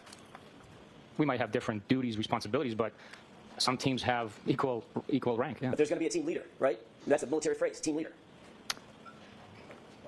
Yes, there is a team leader in the Marine Corps, in the rifle platoon, but not every team has a leader. Did the team in this case, in this investigation, have a leader? Someone who was assigned as the lead case agent. Not just another officer, not just another detective, but the lead case agent. The case officer for the investigation was Michael Proctor. But you don't want to say lead case agent or case officer, correct? I refer to that billet as case officer. Your responsibility as the supervisor over this particular case officer or any other case officer that you might have, or any other trooper that you might have under your supervision, your responsibility in no small part is to supervise the individuals under your command to ensure that the case is adequately He was like the lead person, but didn't have any extra powers. Just led the investigation. investigated. It's properly investigated. That's part of your role as a supervisor, correct? That is one of my many responsibilities, yes. It's partly because you have more experience, I'm guessing, than the people under your charge. Is that right? Certainly in my position, but there are many instances where a sergeant might have less experience than a well-seasoned trooper that's been in the office for 15 to 20 years. So Fair enough. Fair enough. That may be the case, but under ordinary circumstances, you earn your way into a supervisory role in the Massachusetts State Police through both not just time, but time and experience, correct? we take an exam and then get promoted based on the exam. Part of the responsibility that you have as a supervisor is to make sure that the case is properly investigated, and that may include making sure you have the right suspects. right? The array of suspects that may exist, you want to make sure, and you supervise to make sure that that array of suspects is appropriate and proper, correct? In every investigation, we follow the evidence. We follow the statements made, provided by eyewitnesses, witnesses in the case. Sometimes the defendants or suspects provide statements to us. At many instances, those could be contradictory statements. We follow the evidence in every investigation, and that evidence determines who the suspect, person of interest, or ultimately the defendant is. And you want to make sure that you gather, or that your subordinates gather that evidence in an appropriate and objective way. That's obviously the foundation of a good investigation, correct? I'm sorry, can you repeat that? Maybe. You obviously, as a supervisor, want to make sure, you talked about following the evidence, you want to make sure that that evidence is gathered in a way that is adequate, in a way that is objective, in a way that is unbiased, so that you can gather the evidence that will lead you to the right folks, right, to the right suspects. We always want to gather as much evidence as possible. We conduct that gathering in the most appropriate ways possible. Sometimes there are tough decisions that have to be made where we have to either decide whether we're collecting evidence A or evidence B, and those decisions have to be made on the spot. At times it's a time-sensitive matter. At times it's a decision made by a group putting their heads together and deciding on that. So I don't know if that answers your question, but that's the most Let's try it again. accurate explanation. Okay, you done? I am. Okay, let's try that again. You want to make sure that the evidence, as a supervisor, supervising your subordinates, you want to make sure that the evidence is gathered in an appropriate way, in an objective way, correct? If I was on the jury, I'd be like, who are these Dr. Jekyll and Dr. Hyde witnesses for the CW? Which witnesses are we talking about? Yes or no? Yes. Okay. This guy? You're also doing everything you can as a supervisor and someone with the experience to make sure that the highest levels of integrity and those demands are met in any investigation that you work on. McCabe? If there was a question of integrity, those individuals would not be part of an investigation. That includes knowing, obviously, what your subordinates are doing.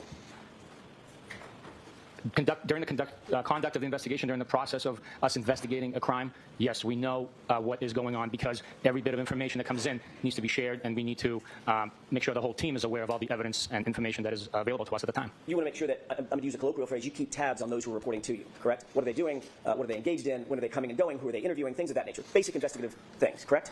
For the most part, you can't track every single person all the time, but this is a very serious line of work. A lot depends on it. We speak for those that can no longer speak for themselves. So we do our best to conduct every investigation with integrity, honor, and get to the truth.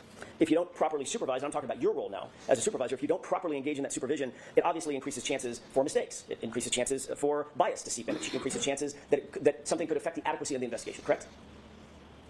That's a lot there. Can you repeat that, please? Maybe one section at a time? Sure. If you don't properly supervise your subordinates in an investigation, failing to properly supervise them could increase the chances that mistakes are made. Is that right? Yes, that is one possibility. Okay, let's break it down. It also increases chances that there could be inherent biases that are seeping into the case that you want to make sure doesn't happen, correct? I believe that human beings all have biases, but during the investigation, those biases do not affect, especially in this case, they did not affect any outcome of the investigation. So I wasn't even talking about this case. I was talking about cases in general and your supervisory role in general. Your job as a supervisor is to seek out and make sure that there are no biases in an investigation, correct? Absolutely. You want to make sure that any investigation, as a supervisor, any investigation that is under your charge, under your supervision, is done adequately and professionally. Is that right? Yes, that is right. And there's a chain of command for that, right? Meaning someone under your charge needs to report up the chain of command to you, and you have supervisors to whom you report, correct? Yes, it's a paramilitary. Man, when are we going to see Yannetti? I feel like we're seeing a lot of Mr. Jackson here. Mr. Jackson working overtime. Where's Yannetti at? Get Yannetti in here. Structure, and it is in order for the colonel to keep command and control over the entire agency of 2,000 plus people, it is absolutely necessary for there be a reporting up and down within the ranks of the Massachusetts State Police. And you have, by the way, what's your chain of command? Who did you report to back in 2022? I directly reported to Detective Lieutenant Tully.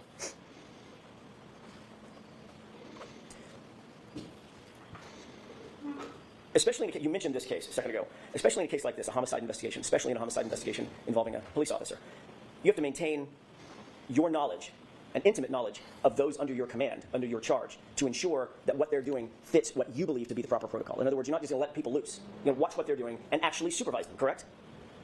Yes, absolutely. We are professionals, and we conduct each and every investigation with that in mind and with the integrity that is necessary. You just used the word I was about to use. That ensures the adequacy of the investigation, correct? Yes. To use your word, that ensures the integrity of the investigation. Is that right? Yes, that's correct. As you sit here today, do you believe that this investigation, now I'm going to turn to this investigation, was conducted with professionalism, with competence, at the highest level of integrity? This investigation was conducted professionally, with integrity, and all the evidence collected, all the statements collected, pointed in one direction. There was no bias influence on the evidence, on the information that was collected, or which direction the investigation pointed naturally. Former Trooper Michael Proctor was the person who was the assigned case agent, the lead case agent in this particular investigation, correct? Michael Proctor was the case officer for this investigation. He was assigned ultimately, to use another phrase, as the lead investigator, wasn't he? I'm not going to agree with you. Is there a reason that you want to try to distance yourself from naming Michael Proctor as the lead investigator in the case? Is there some reason? I am not trying to distance myself. All I'm saying is the term that I use is the case officer. We're simply case managers. There's no leading investigation in any direction. So, in your mind, well, let me ask you this. Is case officer another word for that? Synonym would be an investigator, right? He's a detective investigator, right?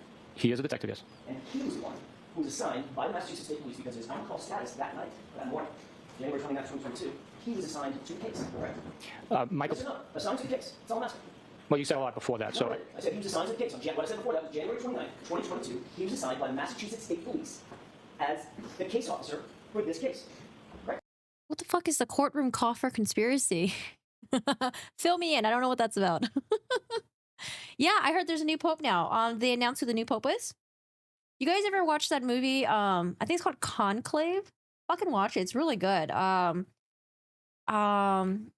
Oh fuck, Ralph Fiennes is in it, and it's essentially about selecting a new pope, the process that they go through. I mean, it's obviously dramatic though. Oh, an American pope? Oh, what ethnicity do we know? no. Who was? He was assigned to be on call a month prior.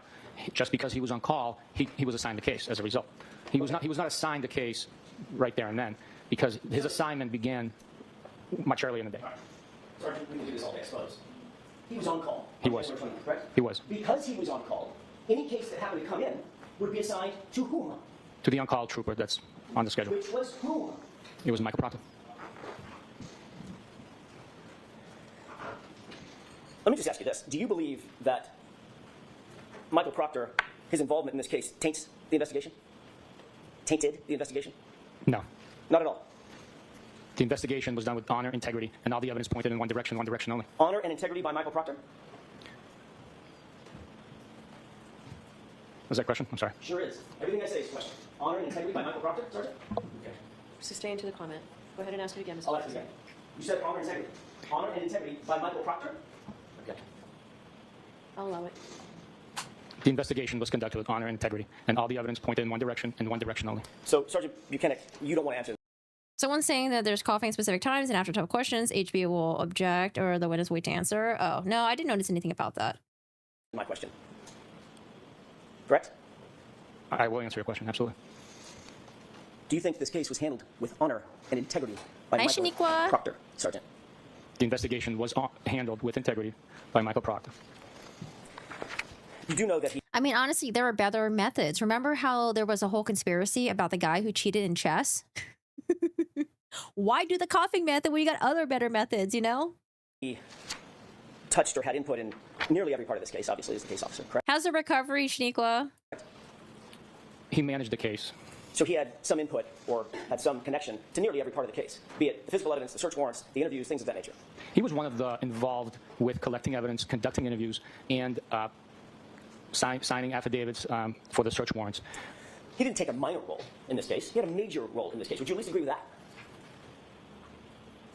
He had a role that was more significant than others.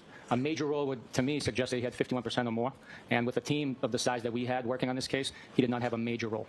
So you believe, as you sit here today, your testimony is Michael Proctor did not have a major role in this investigation of Commonwealth versus Karen Read because he didn't have 51% of something? That's your testimony? That's the way I understand it, yes. Okay. You're aware of the search warrant. I wanted the cardinal from the Philippines, but it could be worse. Oh, I did hear about that. I think my brother mentioned the same thing. I don't know anything about the cardinals or anything like that. Provost, Pope Leo is his new name. He's born in Chicago. He has dual nationality. Oh, with Peru. Oh, interesting. Warrants that were drafted, affidavits that were attended to those search warrants in this case, correct? Am I aware of affidavits drafted Search warrants and affidavits. in support of the search warrants? Correct. Yes, I am. You're also aware that there was a good amount of physical evidence that was handled in this case? Recovered, touched, booked, assigned or booked into the lab, things of that nature? I am aware of the evidence involved in this case, yes. May I approach the witness? Yes.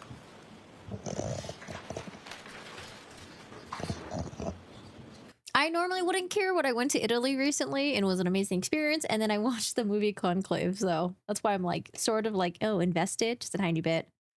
Currently icing your knee right now. Just finished your your knee exercise. That's good, but everything is going good. Good to hear that, man. Recovery, it could be tough, but you got this. You can do it.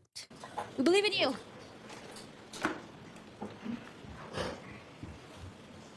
Sergeant Buchanan, I handed you a binder, and it's tabbed just for your convenience, so I don't have to walk back and forth. With the court's permission? Yes. Can you open tab 1? I'm not going to ask you to read the entire search warrant, but is that a search warrant that ends in 07? Yes, it is. And it's for, generally, Verizon records for Ms. Reed's cell phone?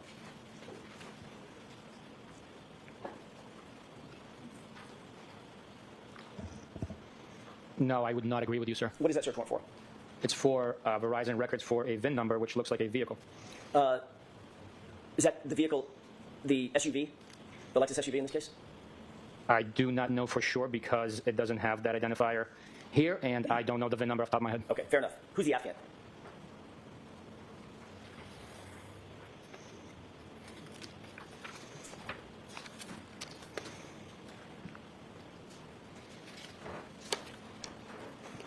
Michael Proctor. Can you turn to tab 2? Is that a search warrant ending in the number 14? Give me 1 second. I'm sorry, I don't want to ruin your presentation here. Search warrant ending in 13. I misspoke. Okay. Is that a search warrant for, generally speaking, Karen Reed's cell phone? The quality of this photocopy is so poor I cannot make out exactly what it's for, but there is an overlay of print. I can read what is presented to me if that's what you want me to do. I do not know if this is an authentic copy of a search Oh yeah, Conclave was so good, and the music was so good, intense. Ah, fucking love it. Love Ralph Fiennes. warrant. Let's just look at the affidavit. Can you tell me who the Afghan is?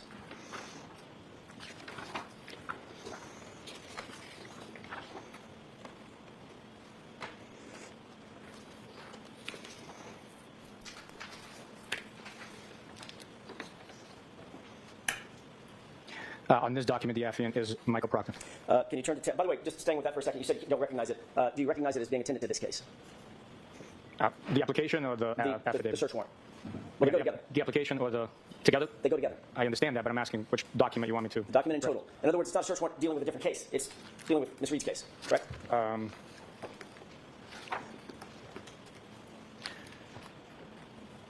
Again, I cannot say from the search warrant because of the quality of it. The addendum A appears to be with this case. Okay. Have you ever seen it before? I'm sorry? Have you ever seen it before, this search warrant? I haven't read the whole thing, so I can't testify to that. So this could be a search warrant that you never even saw? Based on what you're presenting to me, never having seen or not having read all the details of it, I cannot say whether I've seen it before or not. So you're not sure that Michael Proctor didn't just do the search warrant without your knowledge? As you sit here. I don't know if this is truly Michael Proctor's product. Think that might be a forgery?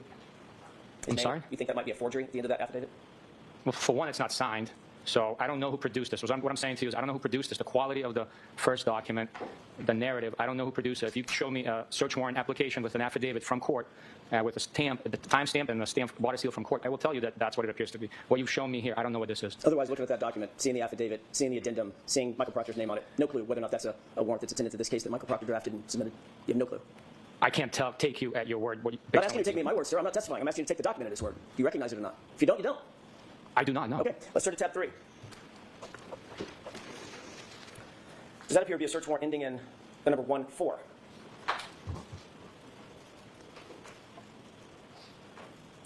Yes, it is. And does that appear to generally be associated with Ring camera footage at One Meadows? Or can you not tell that?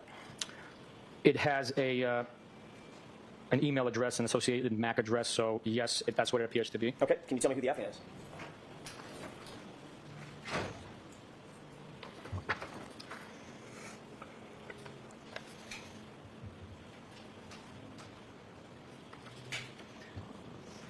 Again, this is not a signed search warrant. This is just an affidavit. Whose name is at the bottom? The name at the bottom printed is Michael Proctor. Can you turn to tab 4? Does that appear to be a search warrant ending in the number 04? Yes, it does. And does that appear to be for Ring footage also at One Meadows in 2023?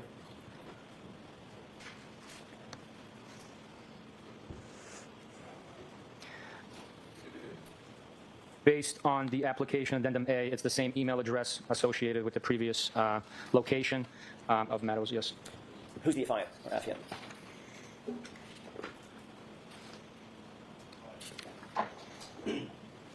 Michael Proctor. Can you turn to tab 5? Does that appear to be a police report? It does. And do you see a reference in that police report for a search warrant ending in 10 for a telematic system regarding Ms. Reed's SUV? And it may speed things up if you look at page 2. There is a reference to it, yes. Okay.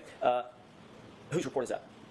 It's Trooper Nicholas Garino's report. And who is referred to on page 2 as seeking search warrant ending in 10? That search warrant was issued at Stone District Court and presented by Trooper Proctor. Turn to page, tab 6, if you wouldn't mind. Do you see a search warrant ending in the number 77? I see the application, yes. And this deals with Google, some geofence data, correct?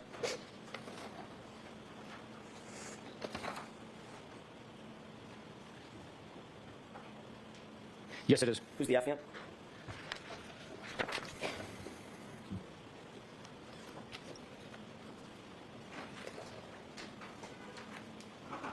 Wow, I got really lucky. I drew this wing liner Again, pretty this nice. search warrant is not signed, but I would say this isn't an actual search warrant, but it seems like at the bottom says Trooper Michael Proctor. Can you turn to tab 7, please? Proctor. Does that appear to be a report authored by Nicholas Garino? It does. Does that deal Does anyone know what Proctor is doing right now? Is he just like chilling, not working, or like what's he doing right now? with John O'Keefe's cell phone? I'm curious.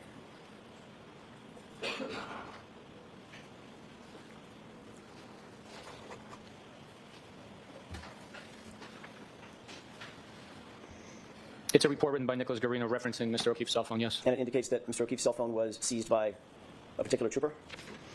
That's what the report indicates, yes. Who's the trooper? In this report, it says that Trooper Proctor secured the cell phone. Turn to tab 8, if you don't mind.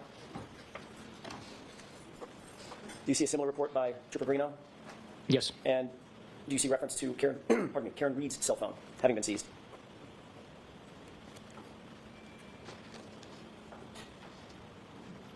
Yes. And that was seized by Trooper Proctor also, correct? Yeah, him and I were there together. His name is in the report, though. Yes, his name is in the report. Your name is not in the report, is it? I'll have to check. Give me a second, please.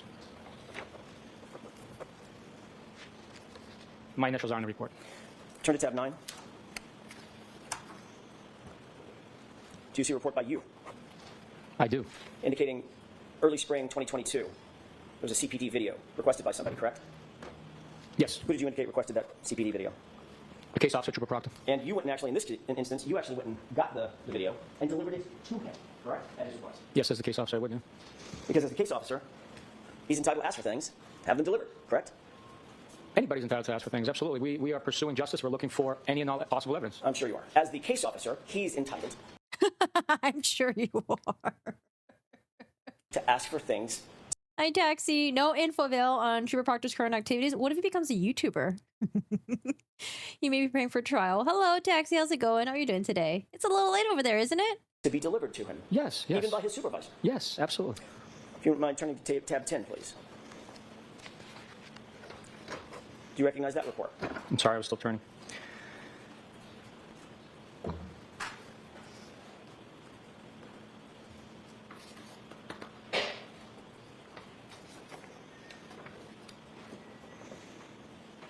It's the same report.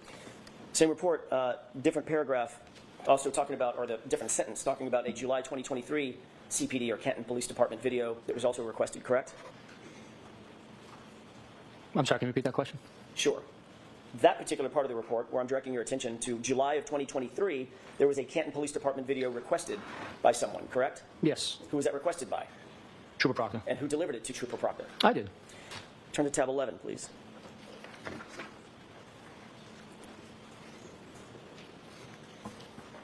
Oh, yeah, that is pretty early You still. see a document referencing the analysis of Canton Town Library videos. I do. And who is it that's listed as having received and reviewed and analyzed the town library videos?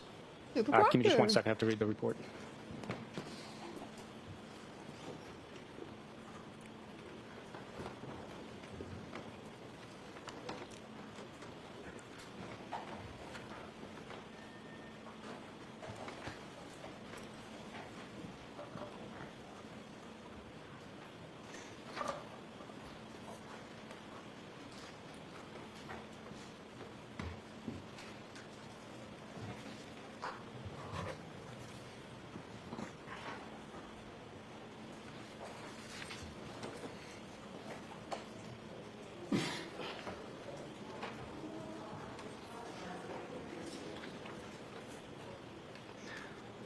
It was Trooper Proctor that analyzed the video and wrote up the timeline. Thank you.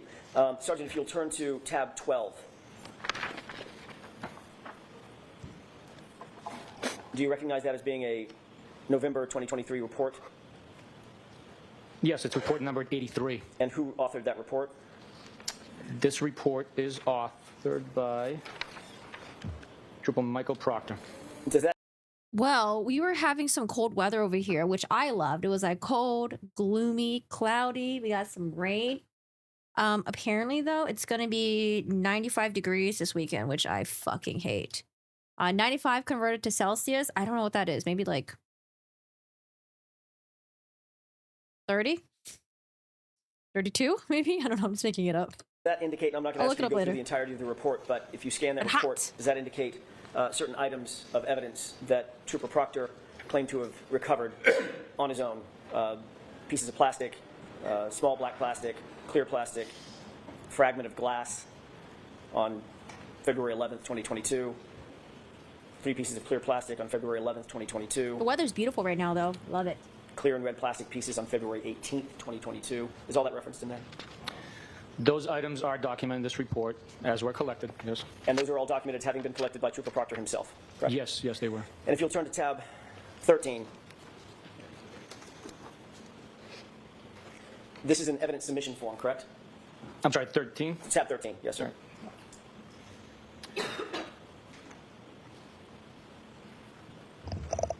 Yes, it's a copy of an evidence submission form from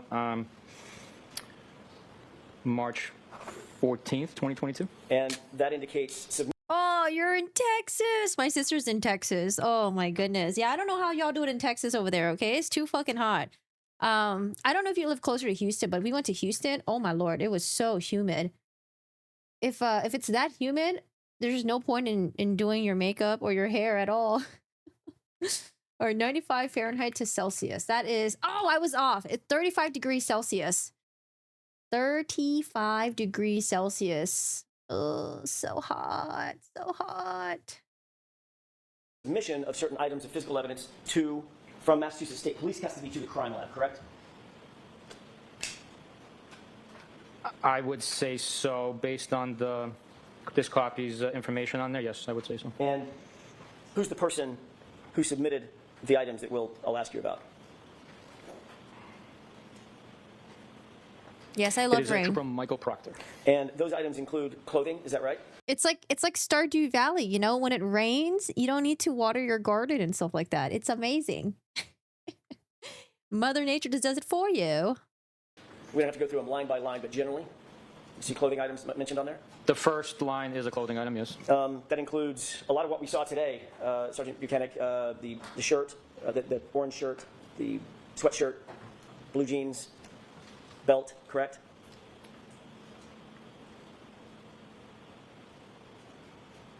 Blue jeans, belt. What was the other thing that you listed? Shirts. There was a shirt, yes. It also lists certain items of plastic, certain items of glass, is that right? Some of those items are listed, yes. And it even mentions the straw that you talked to Mr. Brennan about, correct?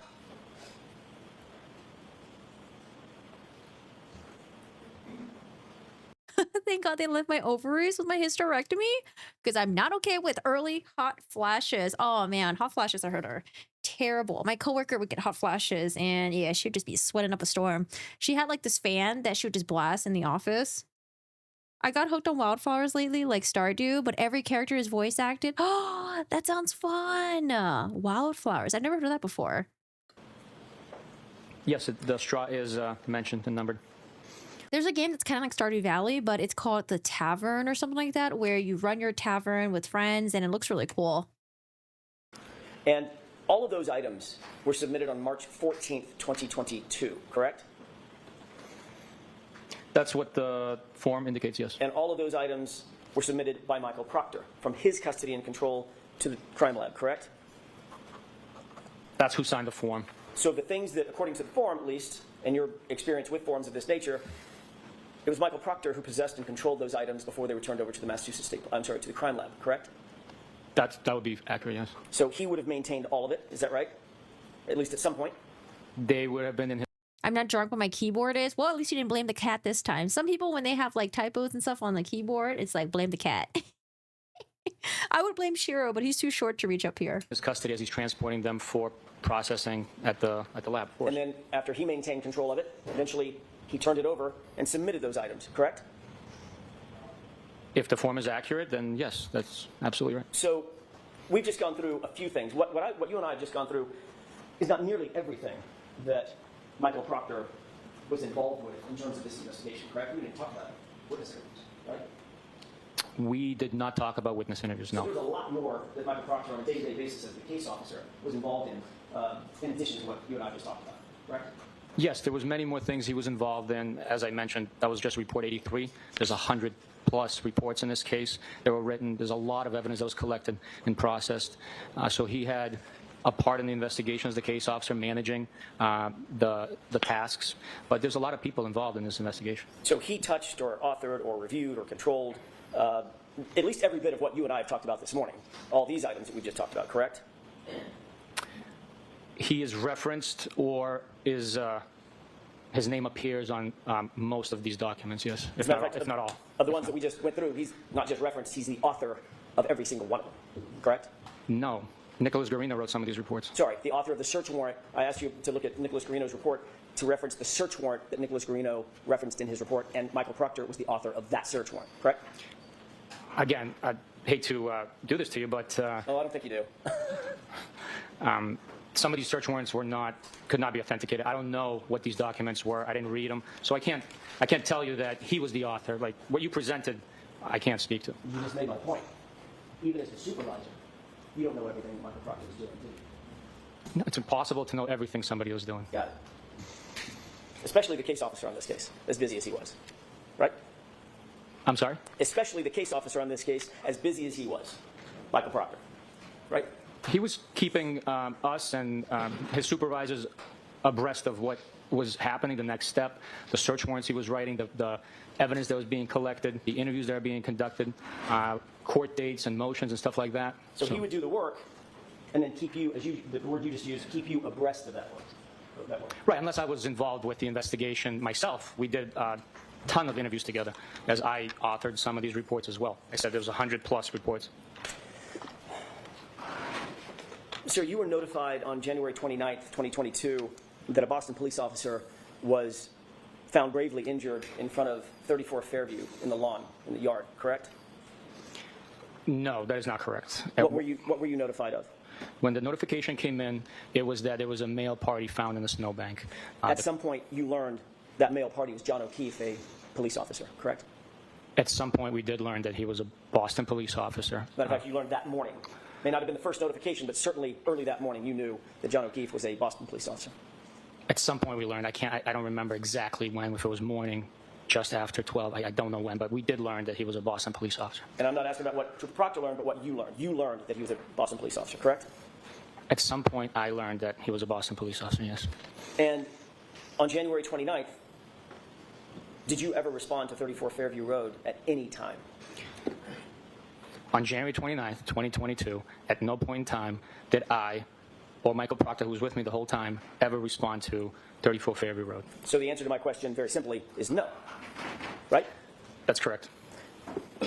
You just answered this question as well, but I want to make sure we're absolutely clear. Your Honor, may I approach? I don't want that binder to be in the witness's way.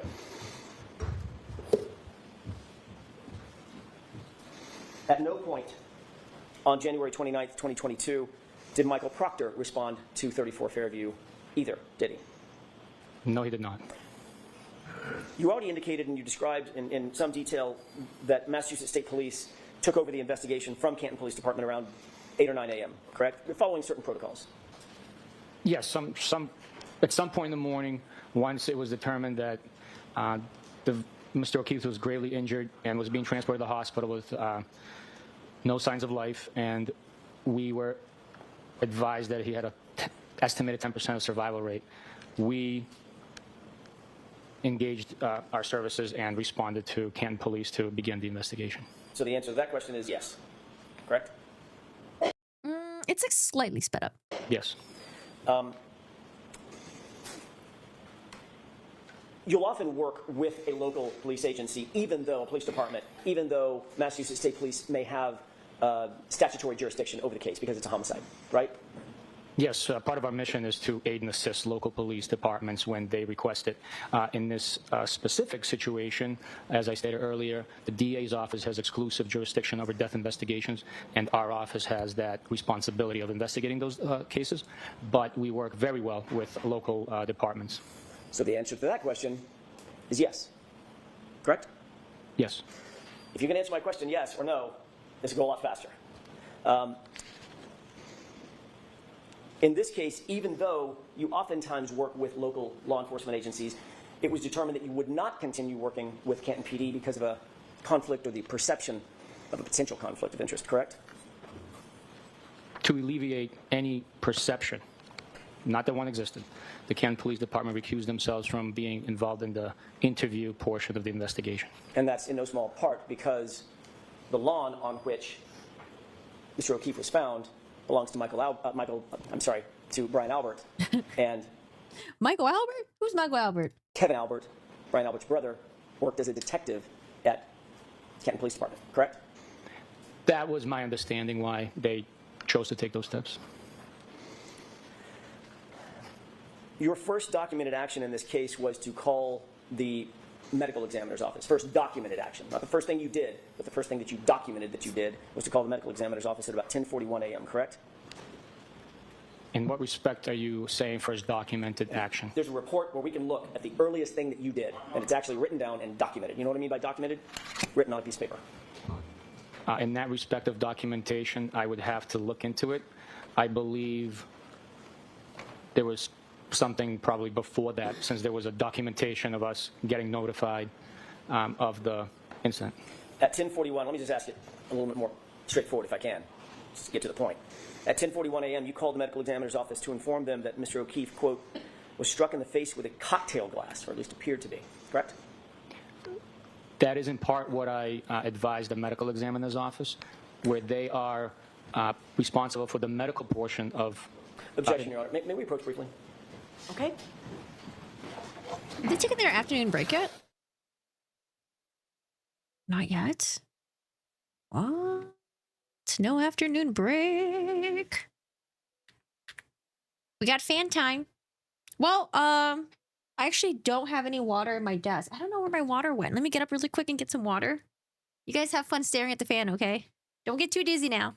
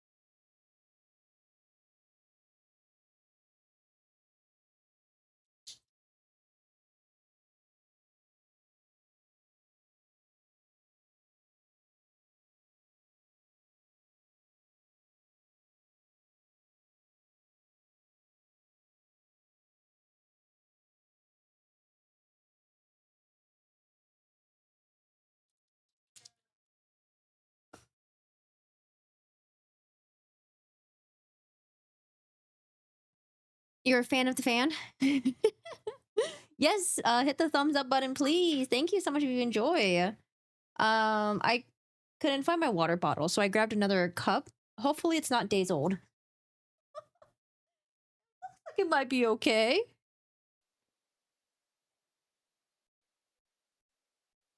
All right, how long is this sidebar gonna be? Oh, speaking of sidebars, I'm gonna be uploading the Sarah Boone sidebars today. I'm going to ask you to do your best to answer the question that's asked. Yes, Your Honor. After this is over. So keep an eye out for that. Sarah Boone sidebars. May I have just a moment, Your Honor? Yes. We were reading them. Was it yesterday? Mr.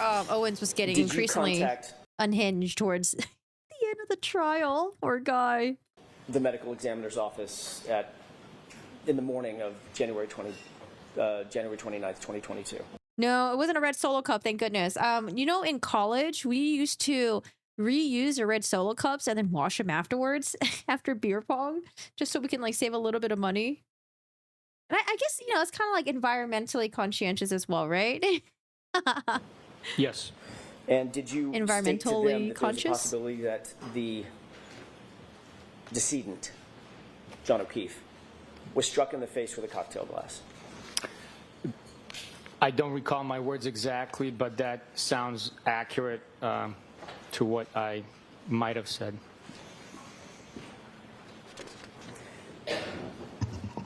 At least your initial investigation during those early morning hours, those critical hours, led you to believe at least that there was a possibility that there was a physical altercation, correct? Yes. What steps did you take at that moment to determine whether or not anybody in the house may have been involved in that physical altercation that you thought was a possibility?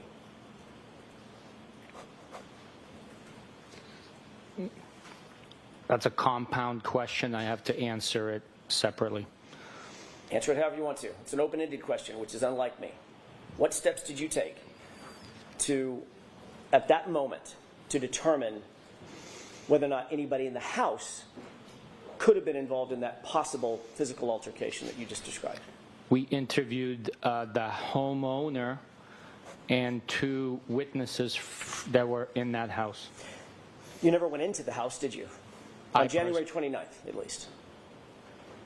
I personally did not go in the house. You did not secure that house or remove the occupants, did you? Which day? January 29th. I'm talking about the morning of January 29th.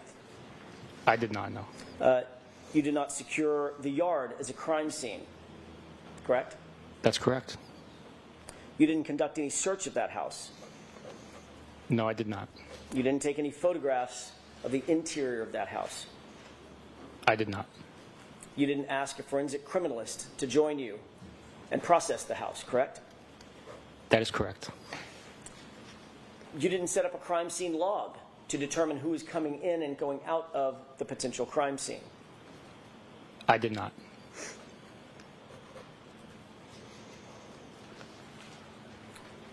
No one actually documented the crime scene by taking contextual photographs and then close-up photographs, etc., during those early morning hours, correct? I cannot speak to that. I was not there. So the answer is you didn't do that. And you didn't cause that to be done.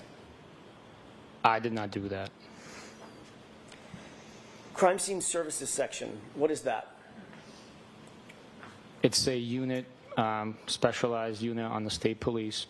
They are specially trained with documentation, photographs, video, latent fingerprints, foot and tire impressions, footwear and tire impressions. They assist other investigators in documenting and processing scenes. Did you contact CSSS to process the house or the yard or the area adjacent to the yard? Which house, sir? 34 Fairview, Sergeant Buchanan. Do you think I was talking about a different house? Yes, I did. Really? Okay. Yes. Let's stick with 34 Fairview, where John O'Keefe's body was found. Did you call CSSS out to the scene to process that house? I did not contact Crime Scene Services on January 29th to the area of 34 Fairview Road to the lawn where John O'Keefe's body was found. You mentioned that you conducted interviews that day, correct? That's correct. Where were those interviews conducted? The first interview was conducted at Canton Police Department. The second, third, and fourth were conducted at a residence in Canton. The fifth, I'm sorry, what was the first interview at Canton Police Department that morning? Sergeant Good. So other than Sergeant Good, I'm talking about civilian witnesses. You mentioned 3 civilian witnesses. Where were those 3 witnesses interviewed? At a residence in Canton. But not at 34 Fairview, just to be clear. They were not at 34 Fairview, no. They had been at 34 Fairview, though, hadn't they? All 3 of them. Yes, they had. As a matter of fact, Michael Proctor spoke to at least one of them, while she was at 34 Fairview, correct? I don't know. Weren't you with Michael Proctor when he spoke to Jennifer McCabe? Which time, sir? The first time he called her Wait, they're taking a break right now. Is that kind of late? Are we going to 4 o'clock today? to set up the interview that morning on January 29th. I don't know where Jennifer McCabe was. I can't testify to that. I have no idea. So if that call was made, she talked about that call being made, that was made by Michael Proctor, not by outside of your presence. Can you repeat that? Sure. If there was a call made to Jennifer McCabe by Michael Proctor that morning, that was outside your presence. Not necessarily. I just did not know where she was.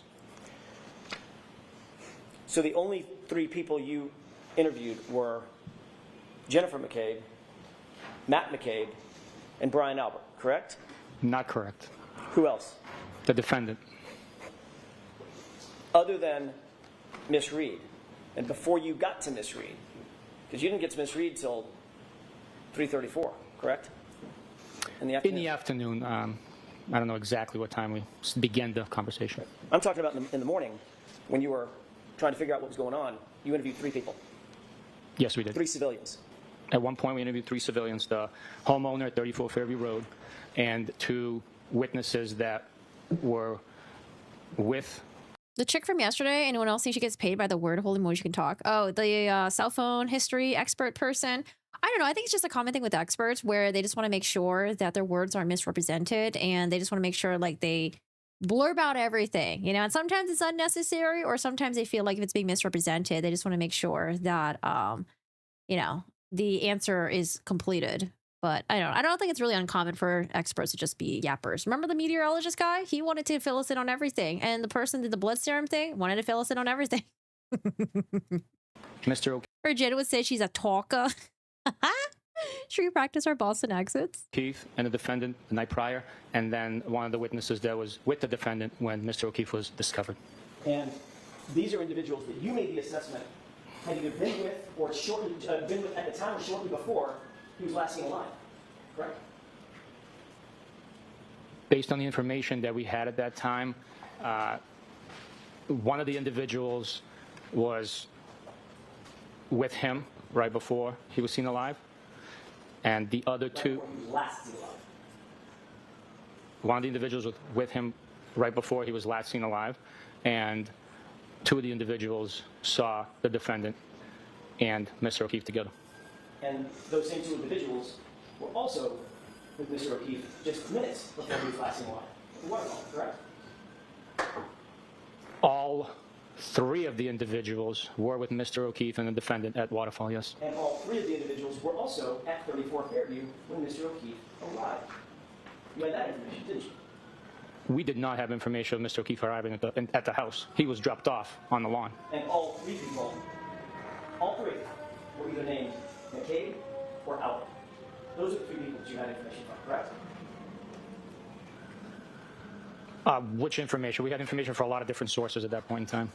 I'm talking about the first 3 interviews that you did, the first 3 civilian interviews you did that morning.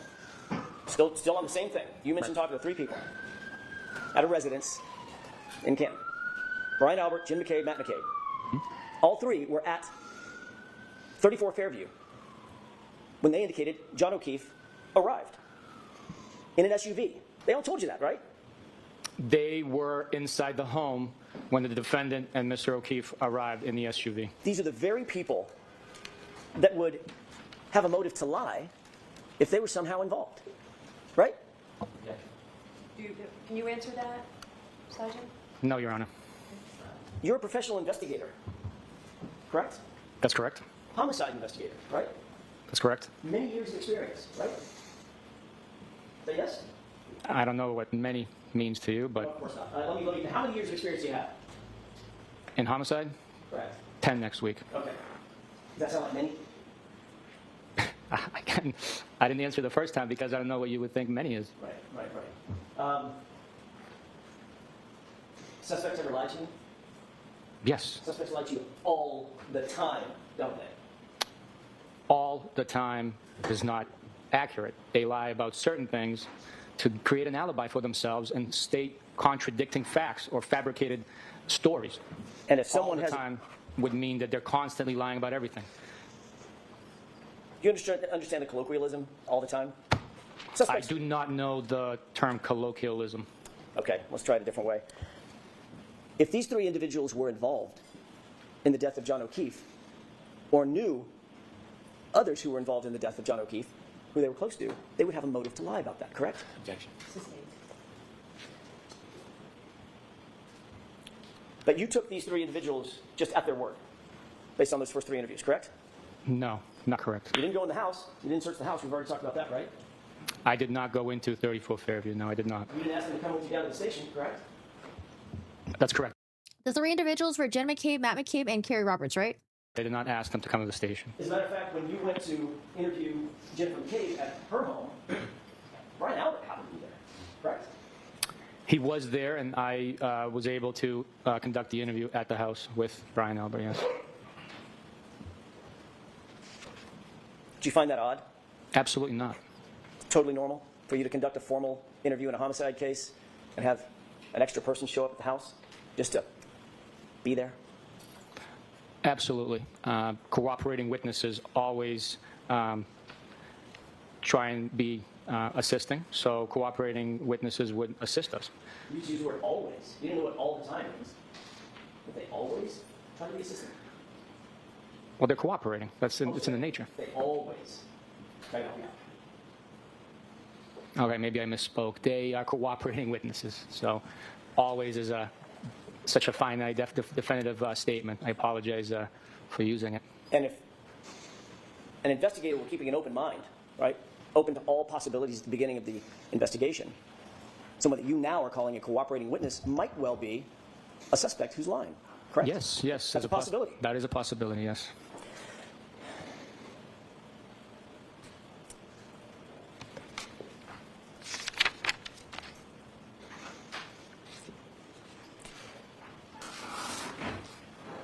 May I have just a moment, Your Honor? Yes.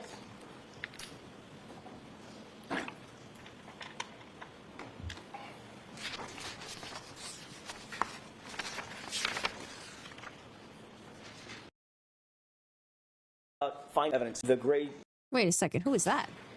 you and Mr. Proctor collected the gray sweatshirt and the orange T-shirt that we You're just being a little bit nosy, seeing who's in the gallery. saw entered into evidence today, correct? That's correct. You talked about finding that evidence at Good Samaritan Hospital, is that right? That is where it was seized from, yes. You described it as being on the floor, correct? That's correct, yes. The clothes. Where on the floor was it when you first saw it? So on the hospital floor, not the ambulance floor, correct? When I first saw it, it was on the hospital floor, correct? All right.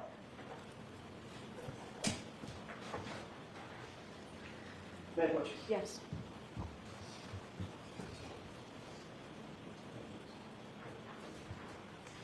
Take a look at that photograph, please.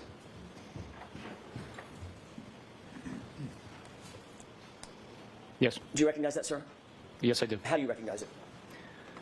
It's one of the photographs taken from Mr. O'Keefe's emergency department room. Do you recognize the shirt or shirts that you earlier described as being in that photograph?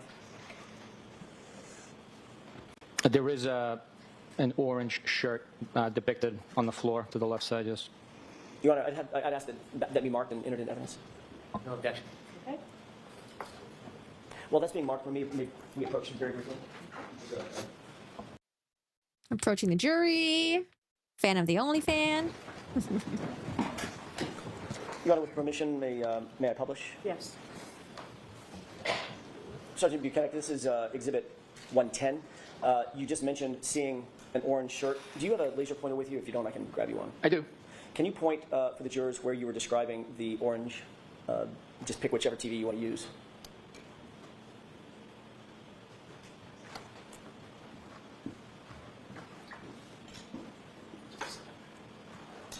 May I approach? Yes. You worked earlier. This is It did, yes. That's a beast. That should work. Just tell me which TV you're going to look at so the jurors understand and can follow.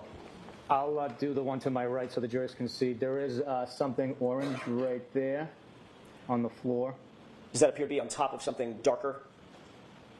It does appear to be on top of possibly a darker item of clothing, possibly the jeans. I'm not sure exactly from here what that is. Do you believe as you sit here, and I'm asking it open because I don't know what the answer is. Do you believe as you sit here that that's the orange shirt and or the gray sweatshirt and or the jeans? If we can zoom in, I could probably pick out the pattern. So from here, it looks like it's a cut fabric, indicating that it most likely is the orange shirt. The jeans, you can see the belt loop through the jeans on the left side. I would say that that is Mr. O'Keefe's clothing that we picked up and bagged. Okay, if you could unzoom that for me. One more question. You see Mr. O'Keefe's left leg and right leg from about the little lower than mid-thigh down, correct? Mid-thigh down, I see his legs, yes. Okay, you see his right knee? The interior portion of it, yes. Okay, do you see any scrapes or marks or cuts or abrasions on that right knee? Not from this point, no. Thank you, we can take that down. May I approach? Yes.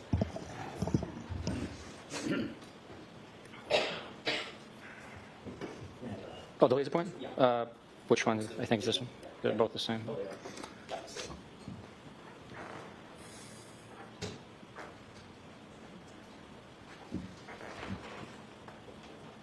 I have one more question on that photo. Sorry about that. Can we display the photo one more time, Ms. Johnson?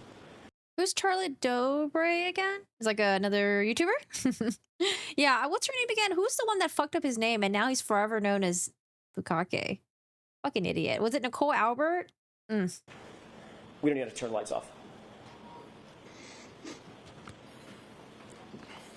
Take a look to the left. Could you zoom in on the chair? Do you see that item sitting on the chair, Sergeant? Yes, I do. What is that?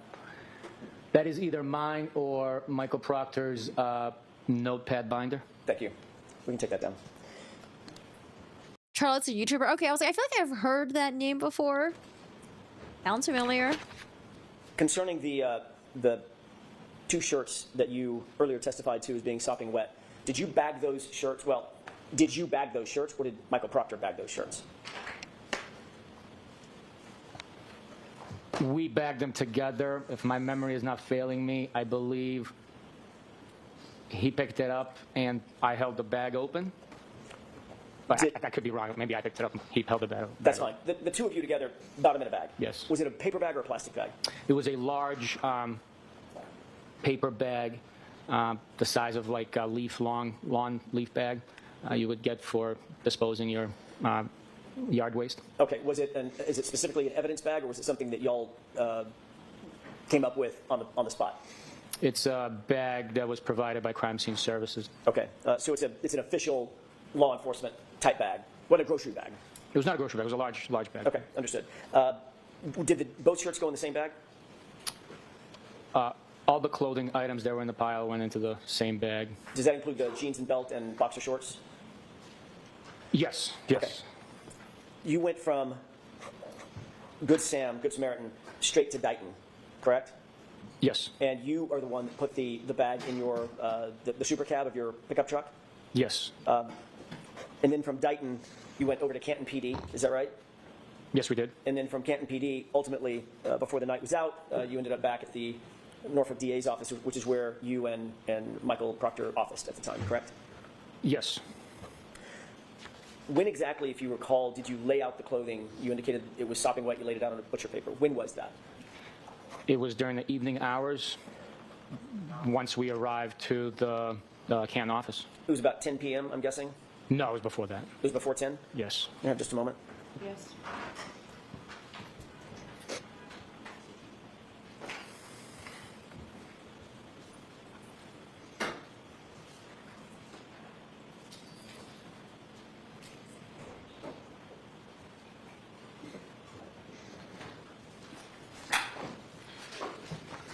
Sergeant, I just want to get the record as clear as possible. Did you testify at a hearing last year, a proceeding last year here in this courtroom, that it was about 10 o'clock at night when you finally got the clothing laid out on the butcher paper? Based on the context and the question, I might have estimated it to be around 10. I would have to take a look at the exact language being used. And That's fair. I'm not trying to hold you to anything. I just want to make sure we get it as clear as possible. Mayor, Coach? Yes. Highlight the question, sir.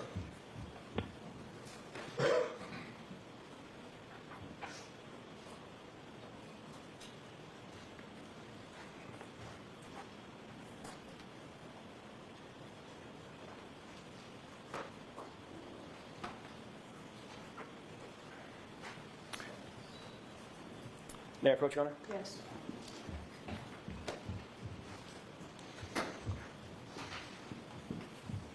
Sergeant, does that refresh your recollections to about the time that you ended up at the office to lay out those items on the butcher paper?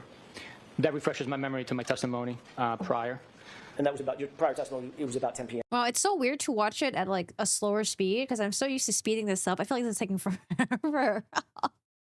Like, hurry up, guys.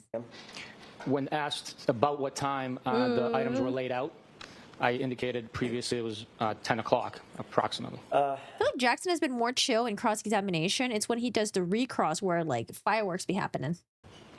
You didn't stay there all night with those clothes? No, I did not.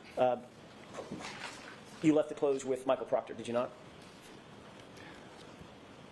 I can't testify to leaving them, quote unquote, with Michael Proctor. We laid them out together in the drying area on the butcher paper.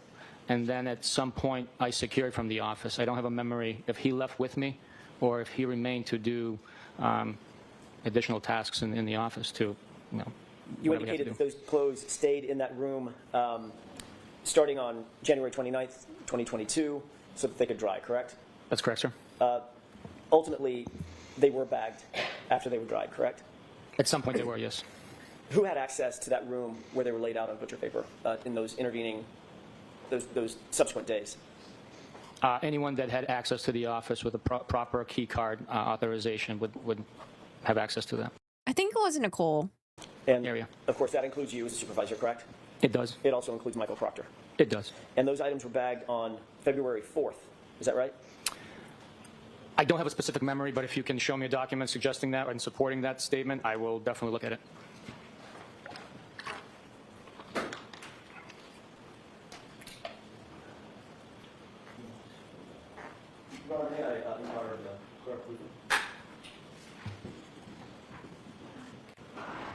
We're looking for this piece of paper at this point, just the jeans. Remember looking at the bag, yes. Okay, and the bag has a label on it, obviously.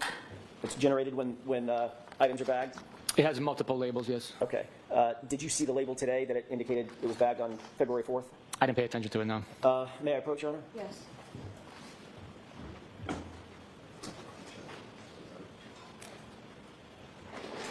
If you could take a look at those 3 pages briefly, that's a colloquy that may refresh your recollection. I don't know what the colloquy means. Can you? Colloquy, the back and forth conversation. I see.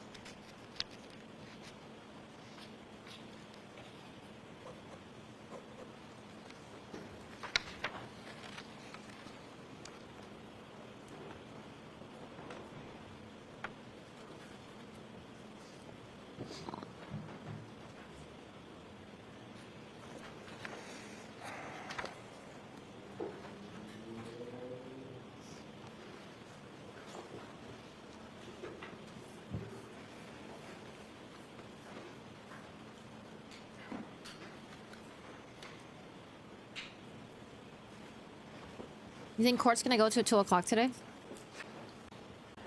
That those items were ultimately bagged, labeled?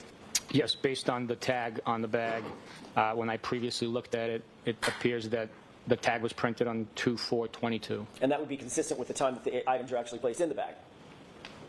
I don't know that to be true. Because you didn't place them in the bag, Trooper Proctor did, correct? I'm sorry, former Trooper Proctor did. I don't know who placed them in the bag. But it wasn't you. It was not me, no. But the case officer, Mr. Proctor, had access to that room and was taking control over those clothing items for those 6 days that they were drying on the butcher paper, correct? That's not necessarily correct. It could have been the evidence officers bagging the evidence once it's dried and processing it. I highly doubt Trooper Proctor had access to the beast machine to print that label. Right. I'm not asking if he printed the label. I'm asking if he bagged the item and walked it up to the evidence locker and the label was printed up there. Again, I don't know who bagged the items. That would be normal protocol, though, correct? Somebody else bagging the items? No, the case officer bagging the items. He's the one that seized it along with you. He laid them out on the butcher paper along with you. He would be the one to gather them up. I mean, the evidence officer's not going to come down there and do that without the case officer knowing, correct? Not necessarily. The evidence officer's responsibility is to handle the evidence, so I don't know who handled the evidence that day. How would the evidence officer know to go down there? How would he know that there were clothing items being laid out to dry on butcher paper unless the case officer told him? They would walk by it every day and see it. That's their workstation. So Right. They would know that, hey, this evidence is drying. There's only 4 detectives in the office at that time working on this case. We communicate daily, so they would know that, hey, it's dried. Let's bag it up. Well, that's a lot of speculation, especially from the supervisor, literally, who just said, I have no idea who bagged it up. They weren't communicating with you, were they? I was giving you an explanation of what could have happened. Right. Speculation about what could have happened, right? Well, I certainly did not bag that item. Right. But your best estimate would be, knowing the protocols at the MSP and in your unit, would be the case officer who's controlling the items of evidence would have bagged it and submitted it into the evidence locker. I do not know who bagged it. So for 6 days, anybody who had access to that room could have handled that clothing in any way they wanted to. That's correct. And that includes former Trooper Michael Proctor. That's correct.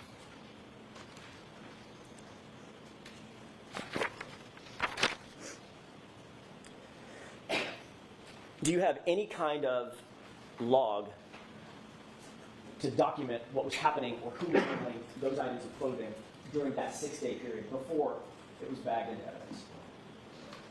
Any kind of log? I don't have a document logging the clothing laying out there.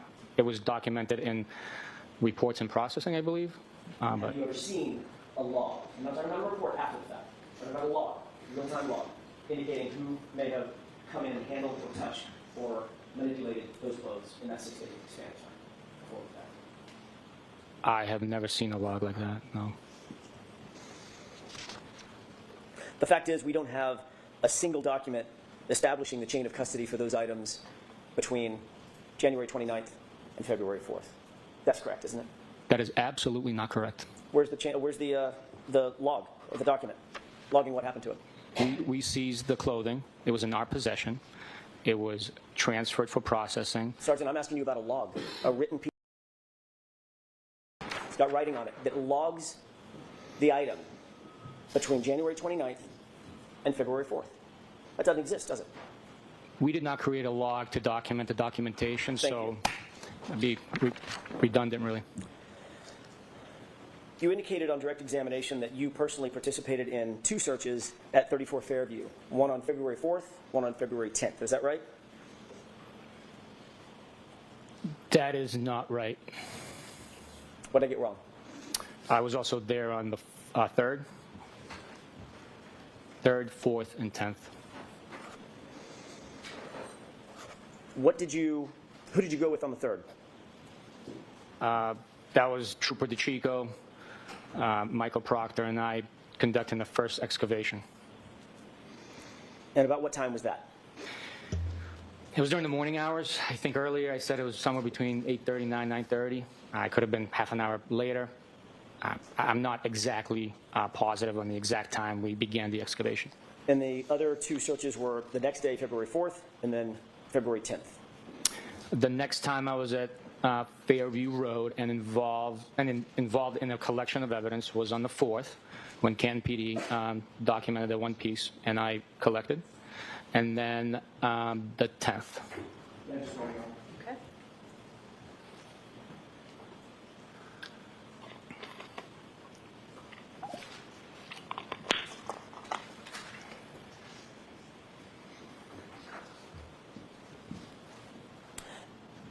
Was anything recovered on February, let's take them in order, on February 3rd? Yes, Mr. O'Keefe's hat, straw,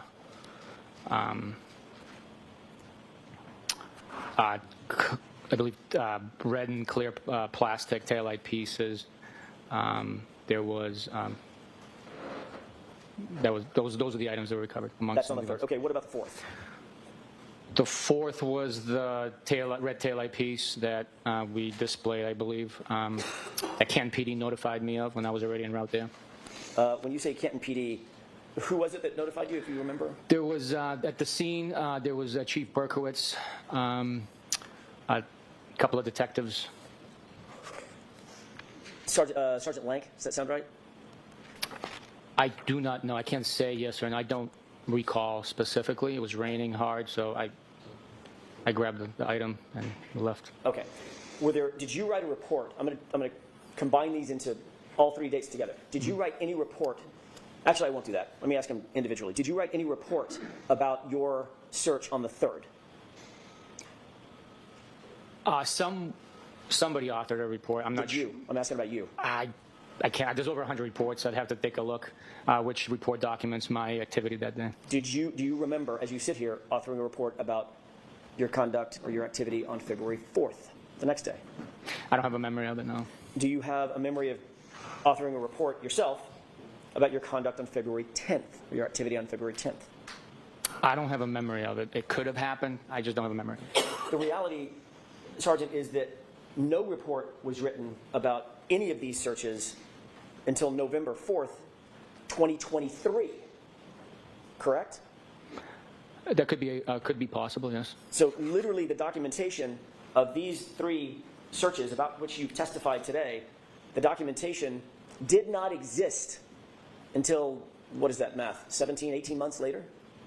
That is not true. Each bag that the evidence went into was documented, the time, location, who recovered it, where it was recovered, and brief description of the items that were recovered from the scene. And by the way, we're going to get to that in a second, the evidence bags. A report is designed to memorialize exactly what happens, when it happens, why it happened, who was there, what time it happened, things of that nature, correct?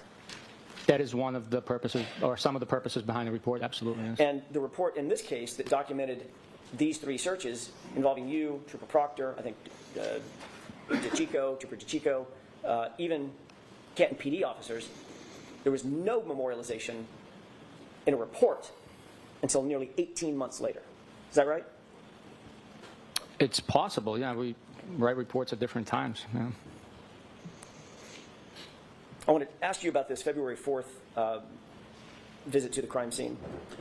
You indicated that sometime in the morning, 8:45, 9 a.m., something like that, you responded? On the 4th, sir? On the 4th. I was driving to work, so I would have to say 8:45 or so, yeah. I mean, I don't have the exact timestamp, but if you know, if you have something to refresh my memory, I could tell you if that's accurate. I'm not going to hold you to the exact time. It was in the morning on the 4th. It was. All right. Did you know Chief of Police Ken Berkowitz before you responded on the 4th to 34 Fairview? Yes, I knew who he was. I had met him previously, and he was present on the 29th when the vehicle was delivered to the Sallyport. He was actually in the Sallyport, at least at some time, when the vehicle was delivered, correct? He was there at some point. I had a conversation with him. Okay. Tall guy, short guy? Chief Berkowitz was a shorter guy. Okay. Do you know who Brian Higgins is? I do. What's your relationship with Brian Higgins? Or what was it? I should be more pointed to this, Sergeant. What was your relationship back in 2022, January of 2022? Brian Higgins was a federal agent, and I crossed paths with him on a couple of investigations, strictly professional relationship, a federal agent and a state trooper. So not a personal relationship, more of a professional relationship. Correct. Did you know him to have a personal relationship with Chief Berkowitz? I did not know. Didn't Brian Higgins actually tell you and Michael Proctor in an interview that he had a personal relationship with Chief Berkowitz? He called him one of his better friends? Sustained, yes. Sure. During the course of your investigation, did you learn, although you may not have personal knowledge of it, did you learn that Brian Higgins and Chief Berkowitz had some sort of a personal relationship? If you show me a report stating that, I would like to take a look. If it's written in a report authored by me, or that I approved, I'll take it for to be fact. As you sit here now, you don't have a memory of that conversation with Brian Higgins?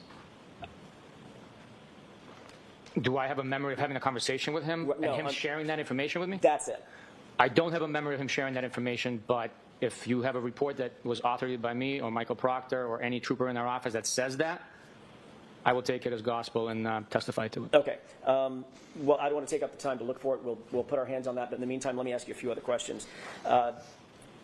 You were contacted and told to respond to 34 Fairview because Chief Berkowitz had been driving by and saw something while he was driving by, correct? On which day, sir? February 4th. I'm sorry? February 4th. Yes. He indicated that he was driving by and saw a piece of potential evidence. And he was driving by in a car at speed, correct? I would take that to be factual. I mean, if he's driving by, I would take it to be in a car And at speed. did you question Chief Berkowitz about, by the way, about how old was Chief Berkowitz when you met him out at 34 Fairview in 2022? How old? How old? Estimate. Was he in his 50s, 60s, 70s? I have no idea how old Chief Berkowitz was.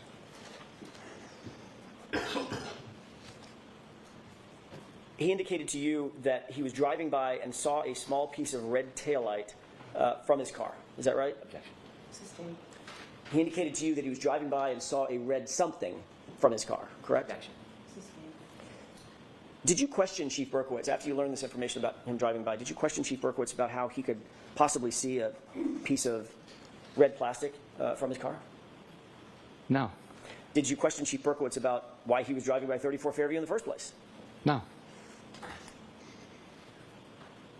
Did you question Chief Berkowitz about the fact that his department had been conflicted from the case, at least in part, because of a, as you put it, a perceived or possible perception of a conflict of interest? I'm sorry, can you repeat that question, please? Did you question Chief Berkowitz about whether or not he was aware that there was a conflict of interest between Canton PD and this investigation? No, I didn't question, no. Did you think that was important at the time, to talk to him about that conflict of interest? No.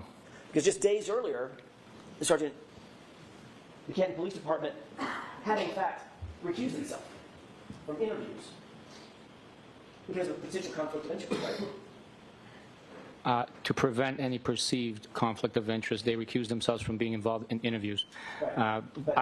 I wasn't pairing up with Chief Berkowitz to interview the taillight piece. I mean, I don't... No, I didn't figure that you were going to interview the taillight piece. We all get counted. I'm trying to get to a point.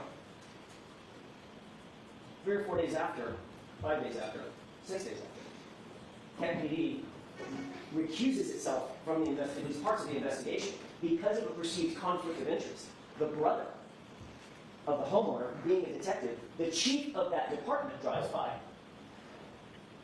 in a car and supposedly sees a piece of plastic. Right? Question. I'm sorry? I object. Sustained. Ooh, are we caught up? No. Was I your don't know. This long crime stream like blipped a couple times already. understanding, at least at the time, that the whole purpose of the recusal was so there would not be a perception of a conflict of interest, to avoid that? I didn't give it much thought of the understanding why there was a recusal. I was told that they're not going to conduct interviews with us, and me being on the mission of conducting this investigation, assisting with this investigation, collecting evidence, I just knew that I needed more manpower. And the Canton police, being, having recused themselves, weren't going to be available to provide that manpower to conduct interviews. And yet, it was the chief of that very department that was standing out in front of 34 Fairview when you pulled up that morning. With his detectives, they were at the location. They weren't standing outside. They were in their vehicles because it was raining really heavily. Well, Can we end at this? we can, Your Honor. All right. Sure. All right, so Sergeant, we'll be bringing you back tomorrow. Thank you, Your Honor. Folks, that's it for today. Those same cautions, please do not discuss this case with anyone. Don't do any independent research. or investigation into the case. If you happen to see, hear, or read anything about the case, please disregard it and let us know. Be very careful with your social media use. And again, Sergeant. All rise for the court, please. Jurors, close your notebook. Follow me. Can I see counsel about scheduling, please?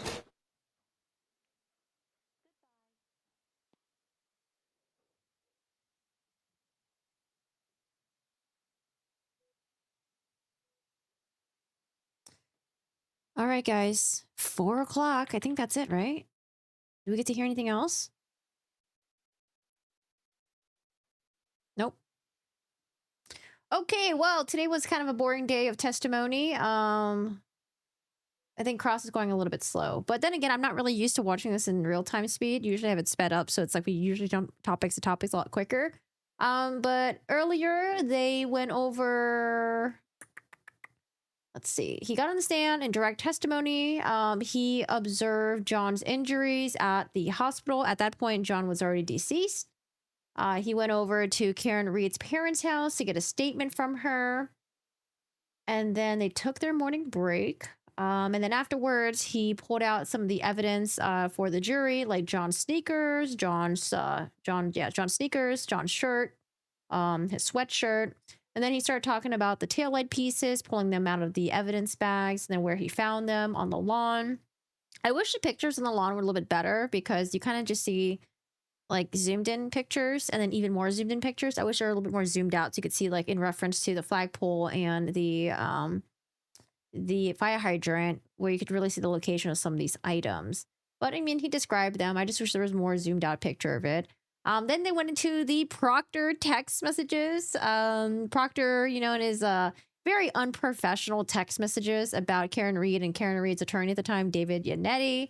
And because he was part of that group chat and because he was Proctor's supervisor and because he didn't reprimand Proctor, this man, he lost some vacation days because of that. And then they went into the ring footage. Again, the ring footage shows, you know, basically people going in and out of the house at Meadows Road. This is going to be John O'Keefe's ring footage.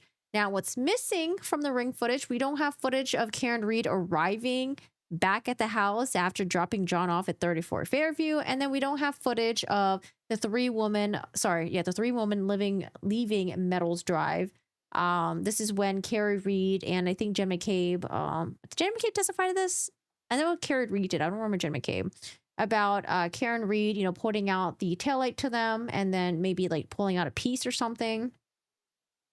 And then they went to the surveillance footage of C.S. McCarthy and Waterfall, and they were watching this surveillance footage, and I'm assuming they probably tried to show the jury how much Karen Reed was drinking and how much everyone else was also drinking.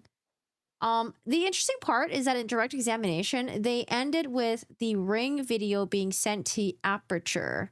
Something about vehicle identification. So I don't know what that means, but maybe there'll be another witness or another expert who's going to testify about that. It's probably just a segue. So that's where we ended in direct examination. And then in cross-examination, Mr. Jackson did the cross-examination, and he was trying to elicit that, you know, Michael Proctor was the lead investigator, the guy who was in charge of it.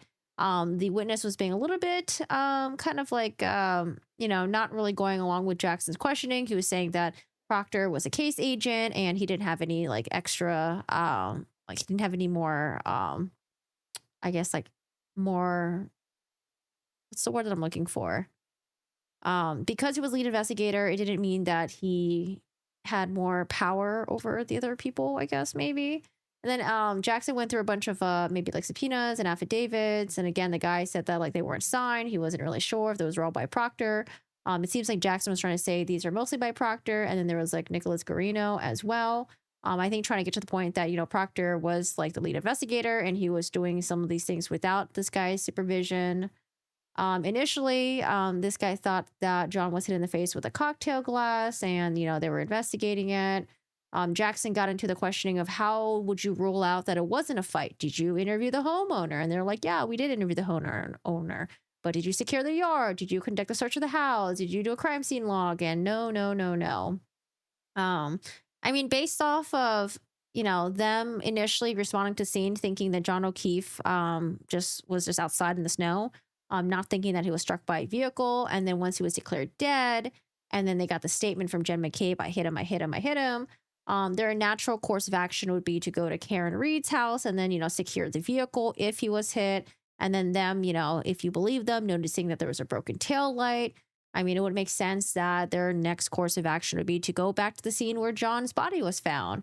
And when they had the CERT team there, they found taillight pieces. I mean, I could see, if we believe that narrative, I could see why they wouldn't jump to, oh, he was in a fight and that we need to investigate the people inside the house. However, the defense team is really trying to show that, like, oh, you guys, didn't really try to rule out other things. You guys didn't consider other things that could have happened to John O'Keefe.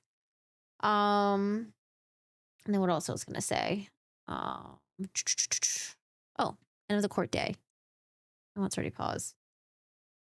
I mean, honestly, if they didn't find taillight pieces on the yard, I mean, I think their next course of action would be like to investigate it more and then really figure out, okay, you know what, could something have happened to John O'Keefe?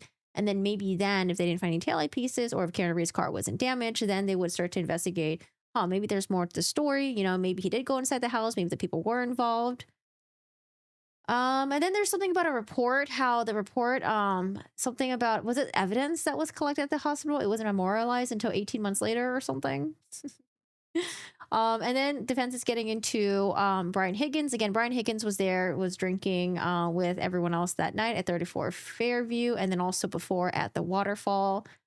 Basically trying to say that, Higgins is involved in this and maybe Chief Berkowitz, because Chief Berkowitz apparently was driving past by 34 Fairview and was picking up pieces of the taillight, which the defense is trying to say that, oh, those could be planted.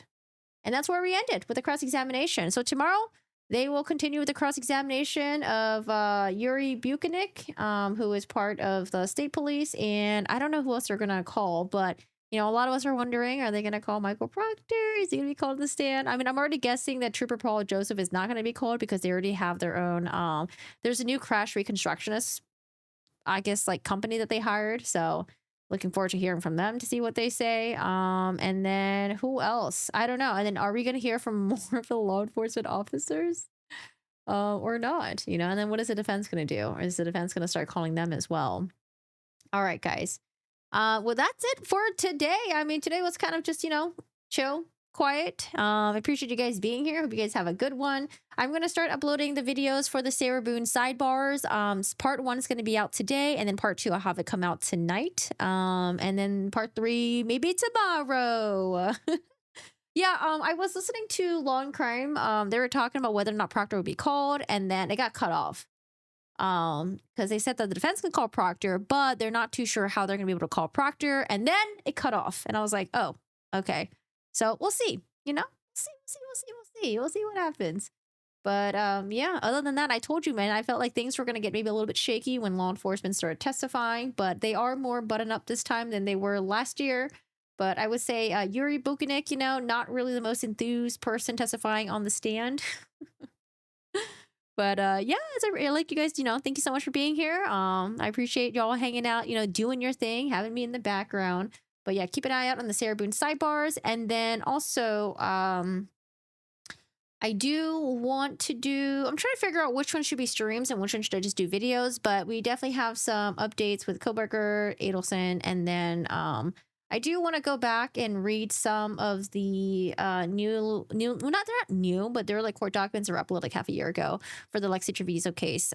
Basically, there are some organizations that are in support of Lexi Treviso and how her rights were violated by the hospital and law enforcement. And then the state did a response to that, which I have not read yet. So I think we're going to do a live stream for that one. But for Brian Koberger, I might just do a video, maybe. I don't know. We'll see. We'll figure it out. But yeah, I wonder what's going to be the court schedule for next week, whether or not they're going to go full days or half days, Please throw in some half days in there.